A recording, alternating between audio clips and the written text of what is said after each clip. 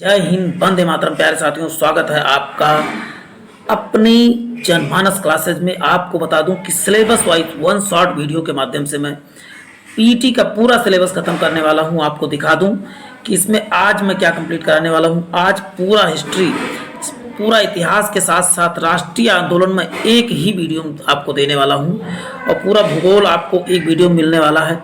सब कुछ one short video के माध्यम से मिलेगा। तो प्यारे साथियों, बने रहें हमारे साथ। पूरा चाहे अंग्रेजी हो, चाहे रीजनिंग हो, या समसामयिकी हो, या सामान्य जागरूकता हो, पूरा सब कुछ वन शॉर्ट वीडियो के माध्यम से लाता रहूँगा।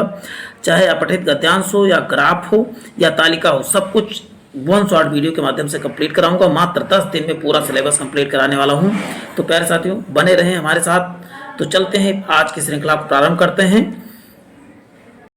बहुत बेहतरीन ये पूरा वीडियो आप देख लेते हैं तो जरूर इसका फायदा मिलेगा आपको। तो प्यारे साथियों, बने रहें। ये देखिए, पूरा पीडीएफ आपको मैंने दिखा दिया है और आज की क्लास को प्रारंभ करते। प्यारे साथियों, यदि आपने वीडियो क्लिक किया है तो पूरा वीडियो देख के जाइएगा, अन्यथा यही होगा कि आप इधर उधर भटकते रह जाएंगे और सही चीज़ें आपको नहीं मिल पाएंगी। तो चलते हैं, इसका मैप देख लीजिए सिंधु घाटी सभ्यता का। अभी मैप जरूरी नहीं है क्योंकि मैप आप अभी देख लीजिए, अब आगे काम लगेगा। अभी हम जो है वो लाइनर फॉर्म में स्टार्ट करते हैं चीज़ों को। देखिए, सिंधु घाटी सभ्यता कैसी सभ्यता थी, तो आप क्या बताओगे प्यार? इसमें जूम कर लेता हूँ कि बड़ा दिखे आपको। तो आप क्या बताओगे प्यार साथियों? सिंधु घाटी सभ्यता आदि ऐतिहासिक सभ्यता थी। इसका मतलब क्या है? आदि ऐतिहासिक क्या है? जिसमें लिखित चीज़ें तो मिली हों लेकिन पढ़ी ना गई हों, उसे कहते हैं आदि ऐतिहासिक। अब देखिए, हड़प्पा संस्कृति सबसे उत्तरी सीमा कौन सी थी? सबसे उत्तरी सीमा आप बताएंगे मांडा। मांडा कहाँ है प्यारे साथियों? तो बताओगे जम्मू कश्मीर था। चलते हैं, और सबसे दक्षिणी सीमा कौन सी थी? तो आप क्या बताओगे प्यारे? अब प्यारे साथियों, इन सब चीज़ों को जैसे अभी बात हुई थी मांडा, तो इसको मैप में आप देखते हैं। अभी मैंने कहा था मैप का काम लगेगा। देखिए, सबसे उत्तर में कौन सा स्थान दिख रहा है पर आप बता रहे हैं, तो मांडा दिख रहा है। मांडा कहाँ है? तो आप बताओगे जम्मू कश्मीर में ही के पास। नेक्स्ट, अब देखिए, सबसे उत्तरी की बात हुई, सबसे दक्षिणी सीमा की बात कर लेते हैं। सबसे दक्षिणी सीमा क्या है? दा से दक्षिणी सीमा, दा से दायमाबाद हो गया। अब उत्तर से दक्षिण हमने देखिए, अब पूरब से पश्चिम देख लेते हैं। अब देखिए, पश्चिमी सीमा कौन सा? तो सुद कांगेडोर है। और फिर यदि कहा जाए पश्चिमी के बाद कौन सी सीमा आ जाएगी? तो पूर्वी सीमा। पूरब में, सबसे पूरब में कौन सा दिख रहा है? तो आप क्या बताओगे प्यारे साथियों? ये तो मैप बना है नदी का। सबसे तो आलमगीरपुर। आलमगीरपुर क्या है? तो बताओगे मेरठ में है। तो चारों आपको देख लेना, जैसे अभी मैं बना के दिखा दूँ। ऊपर क्या है? आप बताओगे मांडा है। नीचे क्या है? तो दायमाबाद है। दायमाबाद कहाँ? तो महाराष्ट्र में है। इधर क्या है? तो इस साइड में सुद कांगेडोर, इधर पाकिस्तान की तरफ पड़ता है। और इधर क्या पड़ता है प्यारे साथियों? तो यहाँ पर क्या है? आलमगीरपुर कहाँ पर? तो आप बताओगे मेरठ में है। तो इन चारों को, आलमगीरपुर यहाँ पर मैंने दिखा दिया। ये चीज़ें आपको ध्यान देना है प्यारे साथियों। नेक्स्ट देखते हैं। अब देखिए, सिंधु घाटी सभ्यता का वह स्थान जो अब पाकिस्तान में है। पहले तो भारत में ही रहा, जब भारत का ही पार्ट था। तो इसका उत्तर क्या हो जाएगा प्यारे साथियों? हड़प्पा जो है पाकिस्तान में है। सिंधु सभ्यता के महान स्नानागार प्राप्त हुए कहाँ से प्यारे साथियों? तो बताओगे मोहनजोदड़ो से प्राप्त हुए हैं। सिंधु घाटी सभ्यता की विकसित अवस्था में वह स्थल जहाँ पर कुओं के अवशेष मिले। तो कुएं कहाँ पर? मोहनजोदड़ो। अब कुआं कहाँ मिलेगी? जहाँ राजा महाराजा, आपने मोहनजोदड़ो मूवी देखी होगी तो आपको पता चल गया होगा। मोहनजोदड़ो और लोथल दो जगह से क्या मिला है? तो बताओगे कुआं के अवशेष मिले हैं। अवशेष मतलब होता है जो रिमेनिंग बचे हुए हैं। सिंधु घाटी सभ्यता का पत्ता नगर किसे कहा जाता है? पत्ता नगर। आप बताओगे लोथल को पत्ता नगर के नाम से जाना जाता है। मृड पट्टिका एवं उत्कीर्ण सींग युक्त देवता की कृति प्राप्त हुई। तो बताओगे लोथल से जो है मिट्टी की पट्टी पे बना जो है सींग युक्त देवता की, तो बताओगे लोथल से। ऐसा तो ये वीडियो बहुत बेहतरीन आपके लिए होने वाला। आप इत्मीनान से ईयरफोन, ब्लूटूथ जो भी हो आपके पास वो लगा के बैठ जाइए, और जब तक ना हिलिए तब तक वीडियो खत्म ना हो जाए। भले रोक के पानी वानी पीना चाहिए, लेकिन कट करके आपको जाना नहीं है साथियों। हाथी दांत का पैमाना हड़प्पीय संदर्भ में मिला है। तो बताओगे कहाँ पर? तो बताओ लोथल में मिला है प्यारे साथियों।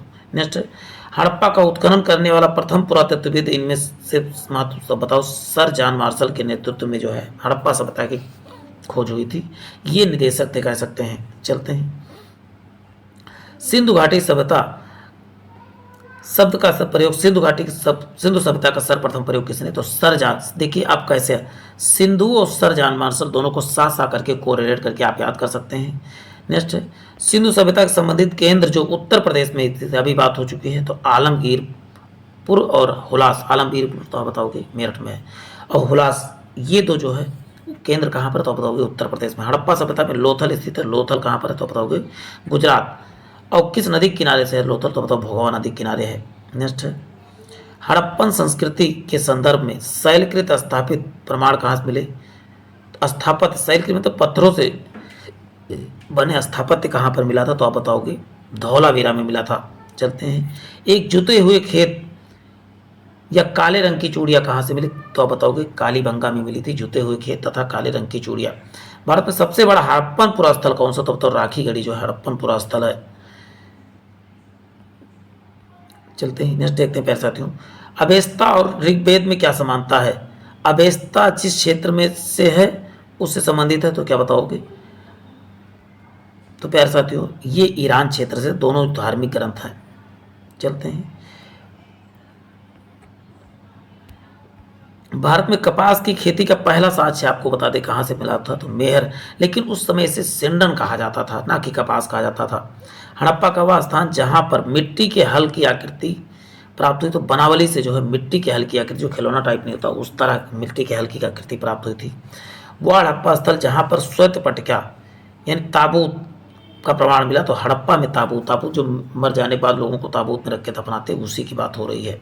तो आप बताओगे कहाँ से, तो हड़प्पा में जो है श्वेत सफ़ेद रंग की पेटी में का वाला ताबूत मिला था। नेक्स्ट है भारत में स्वतंत्रता के बाद सर्वाधिक संख्या में हड़प्पा नगरों की खोज कहाँ हो, तो आप बताओ गुजरात में हुई थी। प्यारे साथियों बने रहें जबरदस्त। अब देखिए वैदिक सभ्यता के बारे में बात होने जा रही है प्यारे साथियों। नेक्स्ट टॉपिक आ गया है, सभी टॉपिक मैं एक वीडियो में कंप्लीट कराने वाला हूँ।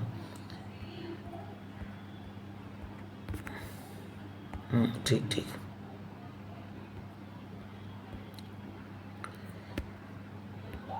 वैदिक सभ्यता से आपके सामने क्वेश्चन आ रहे हैं प्यारे साथियों। महाभारत का उपनाम क्या है, तो आप बताओ सत सहस्त्र संहिता था। सत सहस्त्र संहिता उपनाम है इसका। गायत्री मंत्र के नाम से प्रसिद्ध मंत्र सर्वप्रथम किस वेद में है, तो बताओ गायत्री मंत्र का उल्लेख जो है ऋग्वेद में किया गया है। ऋग्वेद की मूल लिपि किस में लिखी गई, तो बताओ ब्राह्मी लिपि में लिखी गई है। चलते हैं नेक्स्ट क्वेश्चन देखते हैं प्यारे साथियों। ऋग्वैदिक धर्म था, तो आप क्या बताओगे प्यारे साथियों, बहुदेववादी धर्म था। ऋग्वेद कैसा था, तो बताओ इसमें बहुत सारे देवताओं की मान्यता प्राप्त है। ऋग्वेद काल में जनता विश्वास करती थी, तो आप क्या बताओगे बलि और कर्मकांड में जनता किस पे बलि देने में, आपने देखे कई लोगों के पशु के बलि का उल्लेख आपको मिला होगा। तो ये सब क्या बताओगे प्यारे साथियों, ऋग्वैदिक काल में जो है बलि और कर्मकांड पे विश्वास करते। गोत्र शब्द का सर्वप्रथम प्रयोग कहाँ पर हो, तो ऋग्वेद में पहली बार जो गोत्र शब्द का प्रयोग हुआ था। ऋग्वेद में सर्वाधिक संख्या में मंत्र किससे संबंधित, तो आप बताओगे 250 मंत्र जो है इंद्र से, जबकि 200 मंत्र जो है अग्नि को समर्पित थे। पहले से तो एक एक टॉपिक कंप्लीट कराया जाएगा, तो आप वीडियो में बने रहें। सबसे प्राचीन वेद कितने हैं, तो कौन है, तो बताओ ऋग्वेद है। टोटल कितने वेद है, तो बताओ 4 वेद हैं। अथर्ववेद को छोड़ दिया जाए तो वेदत्रयी कहा जाता है। वैदिक ग्रंथ में वर्ण शब्द का सर्वप्रथम उल्लेख किसमें मिलता है, तो बताओगे वर्ण शब्द का प्रयोग जो है ऋग्वेद में मिलता है। योग कृषि का उत्पाद था, तो यो जो है जौ को कहा जाता था वैदिक सभ्यता में। चलते हैं वह नदी जिसके किनारे ऋग्वेद से उल्लिखित 10 राग युद्ध यानी 10 राजाओं का युद्ध लड़ा गया, तो परुसड़ी या राबी नदी के किनारे जो है 10 राग युद्ध लड़ा गया था। ऋग्वैदिक काल में प्रारंभ में महत्वपूर्ण मूल्यवान संपत्ति समझा जाता। गाय के लिए कितने युद्ध हो चुके थे, गाय के लिए तो बहुत ढेर सारे युद्ध हो चुके हैं। आपको बताओ वैदिक काल में जानवरों को अगन्या, जानवरों को गाय, मुख्यतः गाय को अगन्या क्या कहा जाता था। अगन्या किसे, तो बताओगे गाय को, मतलब ना मारे जाने योग्य अगन्या। वह वैदिक साहित्य जिसमें मोक्ष की चर्चा मिलती है, तो उपनिषद में क्या मिलता है, मोक्ष की चर्चा मिलती है। वैदिक देवताओं में उनका गुरु माना गया है, तो बृहस्पति को जो है गुरु माना गया है वैदिक देवताओं का। वैदिक देवता आज भी जो है बृहस्पति को गुरु की ही संज्ञा दी जाती है। उत्तर वैदिक काल में आर्य संस्कृति की धुरी समझा जाता है, तो कुरु तथा पांचाल को जो है आर्य संस्कृति का धुरी समझा जाता है। वैदिक कर्मकांड में होता किसे कहते हैं, तो होता जो है ऋग्वेद के ज्ञाता को जो है पढ़ने वाले को होता या होत्री कहा जाता था। आरंभिक वैदिक साहित्य में सर्वाधिक वर्णित नदी कौन थी, तो सिंधु जो है सर्वाधिक वर्णित नदी है। वह नदी जिसको ऋग्वेद में मादेतमा, देवी तमा तथा नदी तमा कहा जाता है, तो सरस्वती को जो है ऋग्वेद में मादेतमा, मातेतमा, देवी तमा, नदी तमा के नाम से जाना जाता है। शुक्ल यजुर्वेद की संहिता है तो वाजसनेयी जो है शुक्ल यजुर्वेद की एक प्रकार की संहिता है। सतपथ ब्राह्मण में लिखित राजा विदेह माधव से संबंधित ऋषि कौन थे? ऋषि गौतम थे। राजा विदेह माधव से तो आप बताओ कि ऋषि गौतम राहुगढ़ को माना जाता है। अब है जिस ग्रंथ को पुरुष मेघ का उल्लेख है तो शतपथ ब्राह्मण में जो है किसका? पुरुष मेघ का जो है उल्लेख किया गया है। गोपद ब्राह्मण संबंधित है तो बताओ गोपद ब्राह्मण किसका जो है उपवेद वो है, क्या नाम है, ब्राह्मण ग्रंथ है तो आपका बताओगे प्यारे साथियों अथर्ववेद का ब्राह्मण ग्रंथ गोपद ब्राह्मण है। आयुर्वेद, आयुर्वेद मतलब क्या होता है प्यारे साथियों? तो आयुर्वेद का अर्थ क्या होता है तो बताओगे आयुर्वेद का होता है जीवन का विज्ञान, इसे आयुर्वेद को कहते हैं। इसका उल्लेख किस में मिलता है तो आपको बताओ अथर्ववेद में जादू टोना व कह सकते हैं चिकित्सा का विज्ञान का कहाँ पर मिलता है तो बताओगे अथर्ववेद मिलता है। अथर्ववेद पहले नहीं था, पहले 3 ही वेद होते, बाद में अथर्ववेद बना है। वह उपनिषद जिसमें पहली बार निराशावाद के तत्व दिखाई पड़ते, मैत्रायणी में जो है निराशावाद के तत्व दिखाई पड़ते। भारत के प्रतीक उत्तीर्ण सत्यमेव जयते कहाँ से लिया गया तो सत्यमेव जयते आप क्या बताओगे? मुंडक उपनिषद से सत्यमेव जयते लिया गया है। जिस जिंदवेस्ता में ऋग्वेद में समानता दोनों में है तो जिंदवेस्ता कहाँ से संबंधित? जैसे भारत के लिए ये ऋग्वेद है उसी प्रकार जो है जिंदवेस्ता कहाँ संबंधित तो आप बताओगे ये ईरान से संबंधित है। दोनों ही प्रकार के धार्मिक ग्रंथ हैं। निसाका के स्वर्ण आभूषण को उस समय निसाका के नाम से जाना जाता है। 14वीं सदी में पूर्व में एक अभिलेख जिसका देवी देवताओं का वर्णन मिलता है तो आप बताओ बोधगज कोई या एशिया माइनर में जो है मिलता है। चलते हैं मनुस्मृति मुख्यतः संबंधित है किससे तो समाज व्यवस्था से संबंधित है मनुस्मृति। चलते हैं वह उपनिषद जिसमें आध्यात्मिक ज्ञान के विषय में नचकेता और यम का संवाद है तो बताओ कठोपनिषद में जो है नचकेता तथा यम के संवाद के बारे में उल्लेख किया गया है। ऋग्वेद में वह नदी जिसका उल्लेख अफगानिस्तान के साथ आर्यों के संबंध सूचक है तो कुभा तथा कुर्मू नदी। कुभा तथा कुर्मू नदी, इसी को कुभा को ही कुर्मू कहा जाता था, इसमें बीच पे डॉट लगा ये नहीं होना चाहिए। कुभा तथा कुर्मू नदी को ऋग्वेद तो वह नदी जो अफगानिस्तान के साथ आर्यों के संबंध सूचक है तो कुभा इसी को कुर्मू कहा जाता था। सर्वाधिक ऋग्वेदिक सूचक सूक्ति को ना आप बताओ इंद्र को जो सबसे अधिक कितना 250 सूक्त दिखा। देखिए क्वेश्चन रिपीट हुआ तो आपके लिए फायदा ही है कि चीज़ें रिवीजन हो रही है आपकी। आर्य का अर्थ होता है कुलीन या श्रेष्ठ होता है। अर्धयु का अर्थ यज्ञ करने वाले पुरोहित को अर्धयु के नाम से जाना जाता है। चलते हैं उपनिषद काल के राजा अशुपति शासक थे तो कैकेयी के राज्य के थे अशुपति के शासक। भारत में प्रथम विधि निर्माता माना जाता है तो प्रथम विधि निर्माता आप क्या बताओगे? मनु को प्रथम विधि निर्माता के नाम से जाना जाता है। कौशेय शब्द का प्रयोग किया जाता है, रेशम के लिए जो है कौशेय शब्द का प्रयोग किया गया है प्यारे साथियों। क्लासिकीय संस्कृत में आर्य शब्द का अर्थ होता है, आर्य शब्द का होता है उत्तम व्यक्ति होता है। आर्य का शब्द देखिए आर्य शब्द का उत्तम व्यक्ति कुलीन व्यक्ति होता है। कौशिकी का वैसे तो इसका अर्थ होता है क्या? कुलीन होता है, लेकिन यहाँ उत्तम व्यक्ति कहा गया। इतिहास शब्द का उल्लेख मिलता है अथर्ववेद में, सबसे पहले जो है इतिहास शब्द का उल्लेख मिलता है। प्यारे साथियों बने रहें, बहुत ज़बरदस्त आपके लिए सेशन होने वाला है। अब उसके बारे में हम बात करने जा रहे हैं किसका तो बौद्ध धर्म में गौतम बुद्ध की जीवनी और शिक्षाएं। इतना ही सिलेबस में लिखा है, इतना ही आपको पढ़ना है, इससे ज़्यादा आपको पढ़ना है। चाहे अभी मैंने सिलेबस दिखाया, आप सिलेबस देख के पढ़ाई कीजिए। बहुत ज़्यादा सिलेबस पीटी का नहीं है और उसी से आया, पिछले आप पेपर को भी देख सकते हैं। तो चलते हैं प्यारे साथियों आज की श्रृंखला प्रारंभ करते हैं। नेक्स्ट बुद्ध का जन्म कहाँ हुआ तो प्यारे साथियों तो बताओगे लुम्बिनी में हुआ था।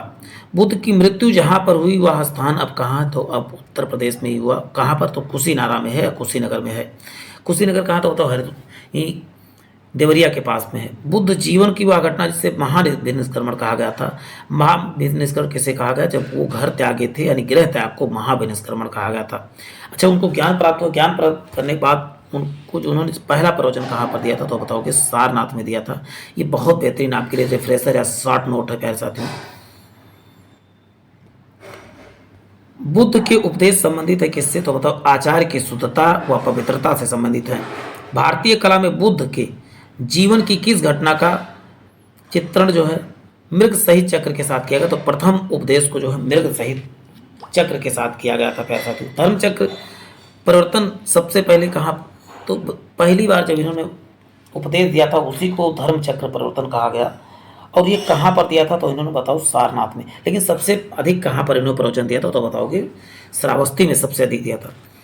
प्रथम देखिए प्रवचन की बात हुई गई तो इसमें महात्मा बुद्ध ने कहाँ पर दिया था, तो सारनाथ में दिया था। बात चलते हैं, बुद्ध ने सर्वाधिक उपदेश कहाँ पर दिए, तो बताओगे श्रावस्ती में दिया था। नेक्स्ट है, बौद्ध संघ की भिक्षुणी के रूप में स्त्रियों में प्रवेश की अनुमति कहाँ पर दी गई थी, तो बताओ वैशाली में दी गई थी। पहली भिक्षुणी कौन सी, तो आप बताओगे उनकी मौसी ही थी, गौतमी प्रजापति नाम था उनके मौसी का। बुद्ध के जीवन काल में ही बौद्ध के संघ का प्रमुख होना चाहता था, उनका चचेरा भाई देवदत्त था।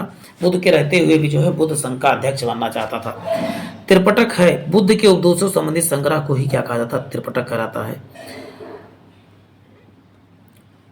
चलते हैं, बौद्ध धर्म में त्रिरत्न इंगित करता है, तो बुद्ध धम्म और संघ को अच्छा त्रिपटक तीनों नाम बताइए क्या क्या है। देखिए कौन कौन से, सुत्त पिटक, अभिधम पिटक और विनय पिटक, तीन पिटक हैं। तीनों पिटकों को मिला के क्या कहा जाता है, त्रिपटक कहा जाता है। चलते हैं, प्रथम बौद्ध समिति का आयोजन हुआ था, तो बताओगे अजात शत्रु के शासनकाल में हुआ था। नेक्स्ट, संसार अस्थिर है और क्षणिक है, यह कथन किसका, तो बौद्ध धर्म से संबंधित है। वह बौद्ध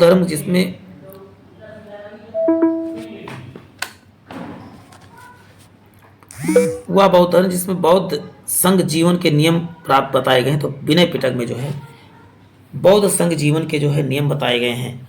और संसार स्थिर और क्षणिक है, ये कथन है बौद्ध धर्म से संबंधित है। चलते हैं, विदेशी राजा ने जिसे समुद्रगुप्त से अनुरोध किया था कि उसे भारत में बौद्ध विहार बनाने की अनुमति दिया जाए, तो बताओ मेघवर्मन ने जो है अनुमति, समुद्रगुप्त से अनुमति मांगी थी। बोध गया में महात्मा बुद्ध ने 2 बंजारों को उपदेश देकर अपना उपासक बना लिया था। वो 2 बंजारे कौन थे, तो अब बताओगे मलिक तपस्सु थे 2 बंजारे। चलते हैं, नेक्स्ट क्वेश्चन देखते हैं प्यारे साथियों। सप्तपर्णी गुफा कहाँ पर थी, तो सप्तपर्णी गुफा आप क्या बताओगे प्यारे साथियों, राजगीर बिहार में क्या है, सप्तपर्णी गुफा है। विशुद्ध मग्न नामक पुस्तक किस संप्रदाय से संबंधित है, बताओगे हीनयान और महायान से संबंधित है। ये बौद्ध धर्म की 2 शाखाएं थी, बट गई थी। शून्यता का सिद्धांत सर्वप्रथम किसने दिया था, तो बताओगे नागार्जुन ने शून्यता का सिद्धांत दिया था। प्यारे साथियों बने रहें, अभी जैन धर्म हम देखेंगे, एक एक टॉपिक को हम इसी वीडियो में कंप्लीट करने वाले हैं। नेक्स्ट, उत्तर प्रदेश में बौद्ध और जैन धर्म के दोनों प्रसिद्ध तीर्थ स्थल कहाँ पर है, तो ये कौशाम्बी दोनों का केंद्र माना जाता है। कौशाम्बी तो बहुत बार पूछा गया है। बौद्ध तथा जैन धर्म दोनों धर्म पर विश्वास करते थे, कर्म तथा पुनर्जन्म सिद्धांत पर विश्वास करते थे बौद्ध और जैन धर्म। ये क्वेश्चन तो मल्टीपल टाइम रिपीटेड है, इसको आप मोस्ट इंपॉर्टेंट करके लिख लीजिए। अफगानिस्तान में बामियान प्रसिद्ध है किसके, तो बुद्ध की प्रतिमा के लिए अफगानिस्तान का बामियान प्रसिद्ध है। वह काल जिसमें बुद्ध की खड़ी प्रतिमा बनाई गई थी, तो कुषाण काल में जो है बुद्ध की खड़ी प्रतिमा बनाई गई थी। चलते हैं, नेक्स्ट देखते हैं। भूम स्पर्श मुद्रा में सारनाथ में बुद्ध की प्रतिमा गुप्त काल में बनी थी, जबकि विक्रमशिला विहार के संस्थापक कौन है, आप जानते हैं धर्मपाल है। कहाँ पर स्तूप के उत्खनन में सारिपुत्र के अवशेष मिले हैं, तो बताओ सांची में मिले हैं। ऐसा तो एक एक क्वेश्चन बहुत बेहतरीन आपके लिए लाया हूँ, और वो भी चैप्टर वाइज है, जो यूपी उत्तर प्रदेश में कभी न कभी जरूर पूछा है। वह बहुत पवित्र स्थल जो निरंजना नदी के तट पर स्थित है, तो बताओ कि बोध गया निरंजना नदी के तट पर स्थित है। एशिया का ज्योतिषपुंज के तौर पे किसे जाना जाता है, तो गौतम बुद्ध को एशिया का ज्योतिषपुंज के नाम जाना जाता है। गौतम बुद्ध के समय प्रसिद्ध वैद्य जीवक किसके दरबार में आया, तो जीवक आप जानते हैं बिंबिसार के दरबार में आया था। ये बिंबिसार को एक असाध्य बीमारी हुई थी, उसके इलाज के लिए आया था। एशिया का ज्योतिषपुंज आप किसे कहते हैं, या लाइट ऑफ एशिया कैसे कहते हैं, तो आप बताओगे गौतम बुद्ध को ही कहा जाता है। नेक्स्ट, वह बुद्ध कौशाम्बी किसके राज्यकाल में आए थे, तो बताओगे उदयन के कार्यकाल में आए थे कौशाम्बी। चलते हैं, तिब्बत में बौद्ध धर्म के सुधार के महती भूमिका निभाने वाले प्रसिद्ध विद्वान थे, तो बताओगे विक्रमशिला के थे। चलते हैं, नेक्स्ट देखते हैं। अब बात होती गौतम बुद्ध में प्रथम धार्मिक प्रवचन कहाँ पर दिया बताओ, सारनाथ में। देखिए क्वेश्चन, मानव मूर्ति की पूजा सर्वप्रथम किसमें हुई संभवतः, तो मानव मूर्ति किसी की पूजा पहली बार हुई, तो बताओ बुद्ध की ही पूजा होने लगी थी मानव मूर्ति। अब हमारा टॉपिक क्या आ गया, तो बताओगे जैन धर्म में। और जैन धर्म में टॉपिक में आप केवल महावीर स्वामी को ही, और कुछ भी नहीं शामिल, तो आपको केवल महावीर स्वामी को ही पढ़ना, ज़्यादा कुछ नहीं पढ़ना है। अब चलिए नेक्स्ट देखिए, तीर्थंकरों का काल कर्मानुसार सही है, तो अभिनंदन पदम प्रभु विमलनाथ तथा मुनित सुब्रतनाथ। लेकिन ये इंपॉर्टेंट क्वेश्चन, बिल्कुल केवल आपको क्वेश्चन डायरेक्ट कहा गया केवल किससे पूछा जाएगा, तो जैन धर्म के जो है प्रमुख जो मुख्य तीर्थंकर कौन थे, 24वें तीर्थंकर महावीर स्वामी के बारे में ही पूछा जाएगा। नेक्स्ट है, अब देखते हैं जैन धर्म के संस्थापक कौन माने जाते हैं, ऋषभ देव। लेकिन यह पूछा जाएगा वास्तविक संस्थापक कौन माने जाते हैं, तो क्या बताओगे प्यारे साथियों, तो महावीर स्वामी को। महावीर स्वामी का जन्म कहाँ पर हुआ था, कुंडलपुर में हुआ था। महावीर स्वामी के ज्ञानोदय प्राप्त कहाँ पर, तो ऋजुपालिका नदी के तट पर हुआ था। और इनका पहला अनुयायी इनका दामाद जमाल ही बना था, ये आपको याद रखना, इसका दामाद जो था जमाल ही। त्रिरत्न सिद्धांत या डॉक्ट्रिन ऑफ थ्री ज्वेल्स, तो ये क्या था, सम्यक था। तो तीनों नाम क्या था, सम्यक धारणा, सम्यक चरित्र और सम्यक ज्ञान। ये क्या थे तीनों, यहाँ तीन रत्न क्या थे, सम्यक आचरण, सम्यक ज्ञान और सम्यक धारणा। आजीवक संप्रदाय के संस्थापक कौन थे, तो मखली पुत्र गौसाल क्या थे आजीवक संप्रदाय के। प्रारंभिक जैन साहित्य की भाषा क्या थे, तो अर्धमागधी थी। ये एक एक क्वेश्चन आपके लिए इंपॉर्टेंट है प्यारे साथियों। यानीय संप्रदाय था, तो बताओ कि जैन धर्म का। तीर्थंकर शब्द किसे, तो बताओ जैन धर्म से। क्वेश्चन, वह जैन सभा जिसमें अंतिम रूप से स्वतंबर आगम का जो है संपादन हुआ, तो बताओ पाटलिपुत्र में हुआ था। सभागिरी जिनका तीर्थस्थल है, तो बताओ कि जैन धर्म का तीर्थस्थल क्या है, तो बताओ सभागिरी है। पूरा हिस्ट्री में एक वीडियो प्यारे साथियों कंप्लीट करा रहा हूँ, तो आपका भी फर्ज बनता है वीडियो को लाइक जरूर कर दें। प्रभासगिरी तीर्थस्थल कहाँ, तो बताओ जैन किसके लिए, तो जैन धर्म के लिए है। वह धर्म जो विश्व विनाशकारी प्रलय की अवधारणा का विश्वास नहीं करता, तो आप क्या बताओ जैन धर्म जो है विश्व विनाशकारी जो है अवधारणा को समर्थन नहीं करता है। जैनियों की प्रथम पुस्तकें क्या कहलाती थी, तो बताओगे आगम सिद्धांत में है। पवित्र पुस्तकें कहलाती हैं, तो आगम सिद्धांत कहलाती हैं। या केवल आगम हो, यहाँ पर सिद्धांत नहीं लगाना चाहिए, केवल आगम होना चाहिए था। वह दर्शन जिसमें पुनर्जन्म विश्वास को अस्वीकार किया गया, तो चरवाक में। जबकि बौद्ध धर्म और जैन धर्म दोनों में पुनर्जन्म पर विश्वास किया गया। चरवाक ने कहा इस समय सब जो भी हो खाओ पियो मौज करो। अब बात होती है मौर्य वंश के बारे में। देखिए 5वां चैप्टर हम पहुंच गए। मौर्य वंश में केवल सम्राट अशोक के बारे में ही पूछा गया, तो सम्राट अशोक को ही मैंने इसमें शामिल किया है। तो प्यारे साथियों ध्यानपूर्वक वीडियो देखना है, आपको बेहतरीन फायदा मिलने वाला है इससे। प्रथम भारतीय साम्राज्य स्थापित किया, तो चंद्रगुप्त मौर्य ने सबसे पहले जो है साम्राज्य स्थापित किया था। नेक्स्ट, चंद्रगुप्त मौर्य सिकंदर महान की भेंट का उल्लेख किसने किया, तो बताओ जस्टिन ने किया था। चलते हैं, जल की आवश्यकता को ध्यान में रखते हुए जिस प्रथम शासक ने गिरनार क्षेत्र में एक झील का निर्माण करवाया था, तो इसका उत्तर क्या बताओगे प्यारे साथियों, चंद्रगुप्त मौर्य ने करवाया था। सुदर्शन झील का निर्माण पहले किसने करवाया था, तो बताओगे चंद्रगुप्त मौर्य ने करवाया था। इसको जीर्णोद्धार किसने करा, तो रुद्रदामन प्रथम ने करवाया था। चलते हैं, देखिए आज बात हो ही गई। अभिलेख जिसमें प्रमाणित होता है कि चंद्रगुप्त मौर्य का प्रभाव पश्चिम भारत था, तो रुद्रदामन के जूनागढ़ अभिलेख में प्राप्त होता है। और इसी में भी बताता कि जो ये झील को इन्होंने पुनर्निर्माण करवाया था। कौटिल्य का अर्थशास्त्र पुस्तक है, तो बताओगे शासन के सिद्धांतों पर है। चलते हैं, तो मैकियावेली किसे कहा जाता है, या द प्रिंस, मैकियावेली का द प्रिंस कहा जाता है, तो बताओगे कौटिल्य के अर्थशास्त्र से की जाती है। जैसे मैकियावेली का क्या द प्रिंस था, वैसे कौटिल्य का अर्थशास्त्र भी है। चलते हैं, राज्य के सप्तांग सिद्धांत के अनुसार 7वां अंक कौन सा, तो 7वां अंक क्या होता था, तो बताओ मित्र होता था। चाणक्य अपने बचपन में किस नाम से, तो बताओ विष्णुगुप्त के नाम से जाना जाता है। सीता भूमि का अभिप्राय क्या है प्यारे साथियों, जनजातियों द्वारा जोती जाने वाली भूमि को सीता भूमि कहा जाता था। वह राजा जिसके एक अभिलेख से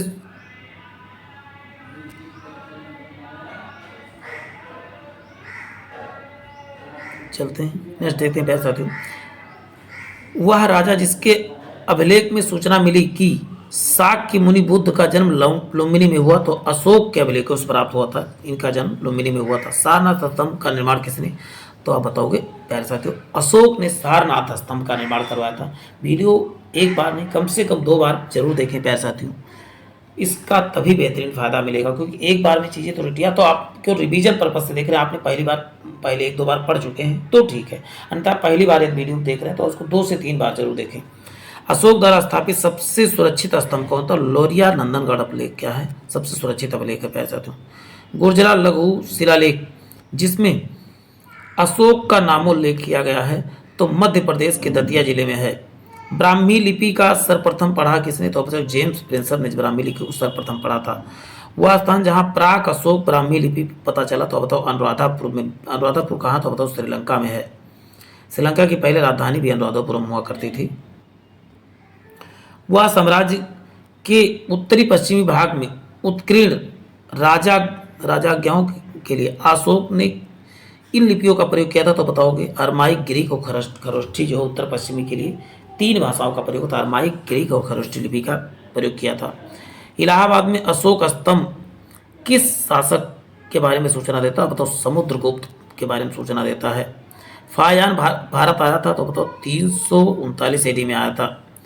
कलिंग युद्ध का विवरण हमें ज्ञात होता है तो 13वें शिलालेख अभिलेख से प्राप्त होता है। मौर्य मंत्रिपरिषद के राजस्व इकट्ठा करने से संबंधित तो बताओगे समाहर्ता क्यों? देखिए अशोक से संबंधित क्वेश्चन इसमें पूछे जाएंगे, अशोक को ही ज्यादा मिल रहे हैं इसमें।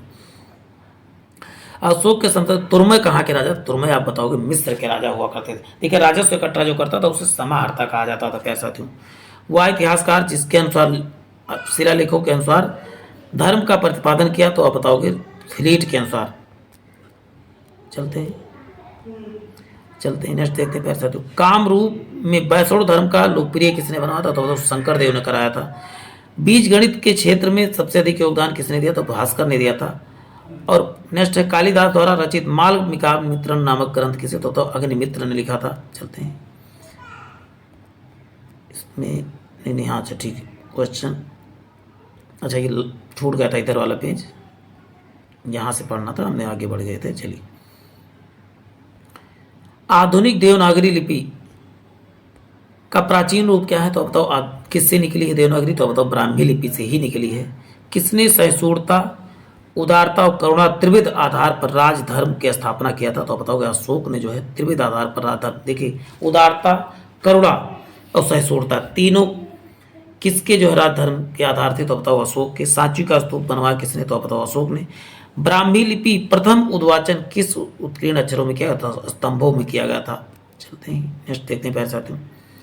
बुलंदी बाग प्राचीन स्थान कहाँ पर? तो पाटलिपुत्र में है बुलंदी बाग। नेक्स्ट है मौर्य काल में तक्षशिला के लिए प्रसिद्ध केंद्र द्वार वर्णों के लिए खुले हैं तो किसके लिए खुले थे? ब्राह्मणों, क्षत्रियों, वैश्यों के लिए खुले थे। मौर्य काल में दंड विधान थे, काफी कठोर थे उस समय के दंड विधान।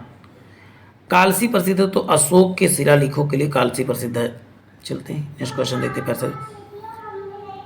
चंद्रगुप्त मौर्य के अंतिम दिन कहाँ पर? तो श्रवण बेलगोला में इन्होंने अपना प्राण त्यागा था। और सलेखना विधि से बिना अन्न जल के खाए और प्राण त्यागना क्या कहलाता? सलेखना विधि कहलाता। अशोक का वह अभिलेख जिसमें धार्मिक सहिष्णुता के सिद्धांत की बात की गई तो शिलालेख 12 में जो है धार्मिक सहिष्णुता की बात की गई है। अब बात होती है गुप्तकालीन, छठा चैप्टर आ गया बहुत जल्द ही। देखिए 4 पेज में हम सब खत्म कर चुके हैं, 5 और बचा है। पूरा वीडियो पैसा साथियों यदि आप आए हैं तो देख के जरूर जाएं, नहीं तो पता चले आधी अधूरा ज्ञान होता है 20 के समान। कहे अधूरा ज्ञान 20 के समान, तो अधूरा ज्ञान ना दें ना लें। वह गुप्त शासक जिसने सर्वप्रथम सिक्के जारी किए तो चंद्रगुप्त प्रथम ने सर्वप्रथम क्या जारी किया था? बताओ सिक्का जारी किया था। रजत सिक्के जारी करने का प्रथम गुप्त शासक कौन था? तो बताओ चंद्रगुप्त द्वितीय क्या था? रजत सिक्के जारी करने वाला प्रथम गुप्त शासक था। भारत का नेपोलियन किसे कहा जाता था? तो प्यारे साथियों समुद्रगुप्त को भारत का नेपोलियन के नाम से जाना जाता था। शक विजेता के नाम से या सकार के नाम से किसे जाना जाता? तो चंद्रगुप्त मौर्य ने शकों को विजित किया था, इसीलिए शक विजेता सकार के नाम से जाना जाता था। वह गुप्त शासक जिन्होंने हूणों को पराजित किया था तो बताओ स्कंद गुप्त ने क्या किया था? हूणों को पराजित किया था। स्वर्ण मुद्रा को कहा जाता था तो स्वर्ण मुद्रा को प्यारे साथियों दिनार के नाम से जाना जाता। स्वर्ण मुद्रा को क्या बताओ कि दिनार कहा जाता था। चलते हैं दिनार किसका? तो बताओ गुप्त अभिलेखों। देखें स्वर्ण मुद्रा को दिनार कहा जाता था। गुप्त अभिलेखों में दिनार किसका हो सकता? देखिए तो यहाँ स्वर्ण मुद्रा के यहाँ कहाँ से सिक्का, हाँ लेकिन सिक्का जो कहा जाए सिक्का कांस्य सिक्का को क्या कहा था? तो बताओ दिनार भी कहा जाता। चलते हैं सती प्रथा का प्रथम अभिलेखित साक्ष्य प्राप्त हो तो बताओ एरण अभिलेख में सबसे पहले सती प्रथा का उल्लेख कहाँ। ये क्वेश्चन तो मल्टीपल टाइम रिपीट है। सती प्रथा का उल्लेख कहाँ पर, तो एरण अभिलेख में मिलता है। चलते हैं। सारनाथ की भूमि स्पर्श मुद्रा वाली गौतम बुद्ध की प्रतिमा जो है किससे संबंधित, गुप्त काल से संबंधित है। प्राचीन काल में वह वंश जिसके शासन काल में स्वर्ण युग कहा जाता है, स्वर्ण युग को जो है गुप्त काल को स्वर्ण युग काल कहा जाता है। वह राजवंश जो हूणों के आक्रमण के लिए अत्यंत विचलित था, तो बताओ गुप्त वंश जो था अत्यंत विचलित था। भागा और बलि थे, भाग और बलि क्या थे, तो आप बताओ राज्य के स्रोत थे, राजस्व के स्रोत क्या थे, भाग और बलि हुआ करते थे। भारत में दर्शन की प्रारंभिक व्याख्या है शाखा कौन सी, तो साख्य दर्शन क्या दर्शन की प्रमुख शाखा है। कर्म का सिद्धांत किसने सर्वप्रथम प्रतिपादित किया था, तो बताओ कि मीमांसा से मिलता है।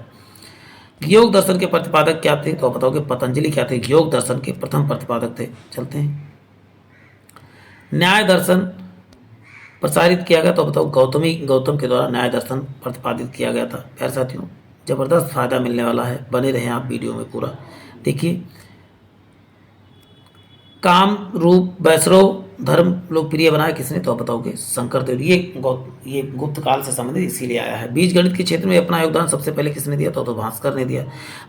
मिकाल मित्र ने किसने लिखा, तो अग्निमित्र। मालविका तथा अग्निमित्र की इसमें कहानी लिखी गई है, लव स्टोरी के बारे में लिखा गया है। गुप्त काल में उत्तर भारतीय व्यापार का संचालित होता था, मतलब ताम्रलिप्ति बंदरगाह से जो है संचालित होता था। कुमार गुप्त फर्स्ट के मंदसौर अभिलेख में किस श्रेणी का उल्लेख होता है, तो रेशम बुनकरों का उल्लेख किया गया है। वह गुप्त शासक जिसको पहली बार जो है अभिलेख जारी करने का दायित्व प्राप्त होता, तो हम समुद्रगुप्त को जो है पहली बार अभिलेख जारी करने का दायित्व दिया गया था। गुप्त शासक जिसको नेपोलियन कहा जाता है भारत का, तो समुद्रगुप्त को जो है भारत का नेपोलियन कहा जाता है। देखिए 7वां चैप्टर का है, आप देखिए सिलेबस में भी यही है। तो 7वां चैप्टर आप क्या बताओगे, हर्षवर्धन है। चलते हैं। सम्राट हर्षवर्धन ने जिस स्थान पर राजधानी स्थापित की थी वह था, तो बताओगे कन्नौज था। चलते हैं। सम्राट हर्षवर्धन ने 2 महान धार्मिक सम्मेलन का आयोजन किया, कहाँ पर किया था, तो कन्नौज और प्रयाग में जो है 2 महान धार्मिक सम्मेलन का आयोजन किया था। हर्षवर्धन को पराजित किया था, तो आप क्या बताओ किसने पराजित किया था, आप बताओगे पुलकेशिन द्वितीय ने सर्वप्रथम किसको पराजित किया था, तो बताओगे हर्षवर्धन को पराजित किया था। कदम्बों की राजधानी बनवासी स्थित है, कहाँ पर, तो आप बताओ गोवा में स्थित है। प्रतिहार अभिलेखों में संदर्भ में सिक्कों का नाम क्या था, सिक्कों का नाम द्रह्म हुआ करता था। मध्य प्रदेश में हरदोम शहर का निर्माण किसने करवाया, तो हरदोम हर्षवर्धन करवाया। अब बात करते हैं प्यारे साथियों राजपूत काल के बारे में बात करने जा रहे हैं। देखिए 8वां चैप्टर कितना आसानी से हम पहुंच चुके हैं। राजपूत काल यानी राजपूत पीरियड। नेक्स्ट, जब हार निश्चित हो जाती है तो पुरुषों को साका या शक नामक एक अनुष्ठान करना होता था, जो कि उनकी अंतिम लड़ाई थी जिससे वह वापस नहीं आ सकते थे। आप बताओगे राजपूत पुरुषों को कौन से पुरुष ऐसा करते, तो राजपूत पुरुष कौन सा अंतिम लड़ाई में क्या करते थे, अनुष्ठान करते, तो बताओगे राजपूत पुरुष ऐसा करते थे। चलते हैं। मारवाड़ के राजपूत साम्राज्य के संबंध नहीं रखता था, राणा कुंभा जो है राजपूतों से संबंध नहीं रखता था। चित्तौड़ की कीर्ति स्तंभ का निर्माण किसने कराया, तो आप बताओगे राणा कुंभा ने कराया था। पृथ्वीराज चौहान मोहम्मद गौरी के युद्ध वर्ष कब हुए, तो आप बताओगे 1991। पृथ्वीराज चौहान तथा मोहम्मद गौरी के बीच क्या हुआ था, आप बताओगे युद्ध हुआ था। और कौन हारा था, तो आप क्या बताओगे, परंतु अगले वर्ष हार गया। पहले वर्ष तो जीत गया था, लेकिन अगले वर्ष फिर हार गया था। और 1900 देखिए पहले पृथ्वीराज चौहान, लेकिन अगले वर्ष 1192 में जो पृथ्वी धराशायी हो गए। पृथ्वीराज चौहान के दरबारी कवि कौन था, तो बताओ चंद्रवरदायी थे। मिहिर भोज के शासक था किसका, तो प्रतिहार वंश का शासक कौन था, बताओ मिहिर भोज था। पृथ्वीराज चौहान ने विवाह किया था, उसके शत्रु जयचंद गाढ़वाल की बेटी थी, किसकी संयोगिता से विवाह किया था किसने, पृथ्वीराज चौहान ने, और वो उनके शत्रु जयचंद गाढ़वाल की बेटी थी।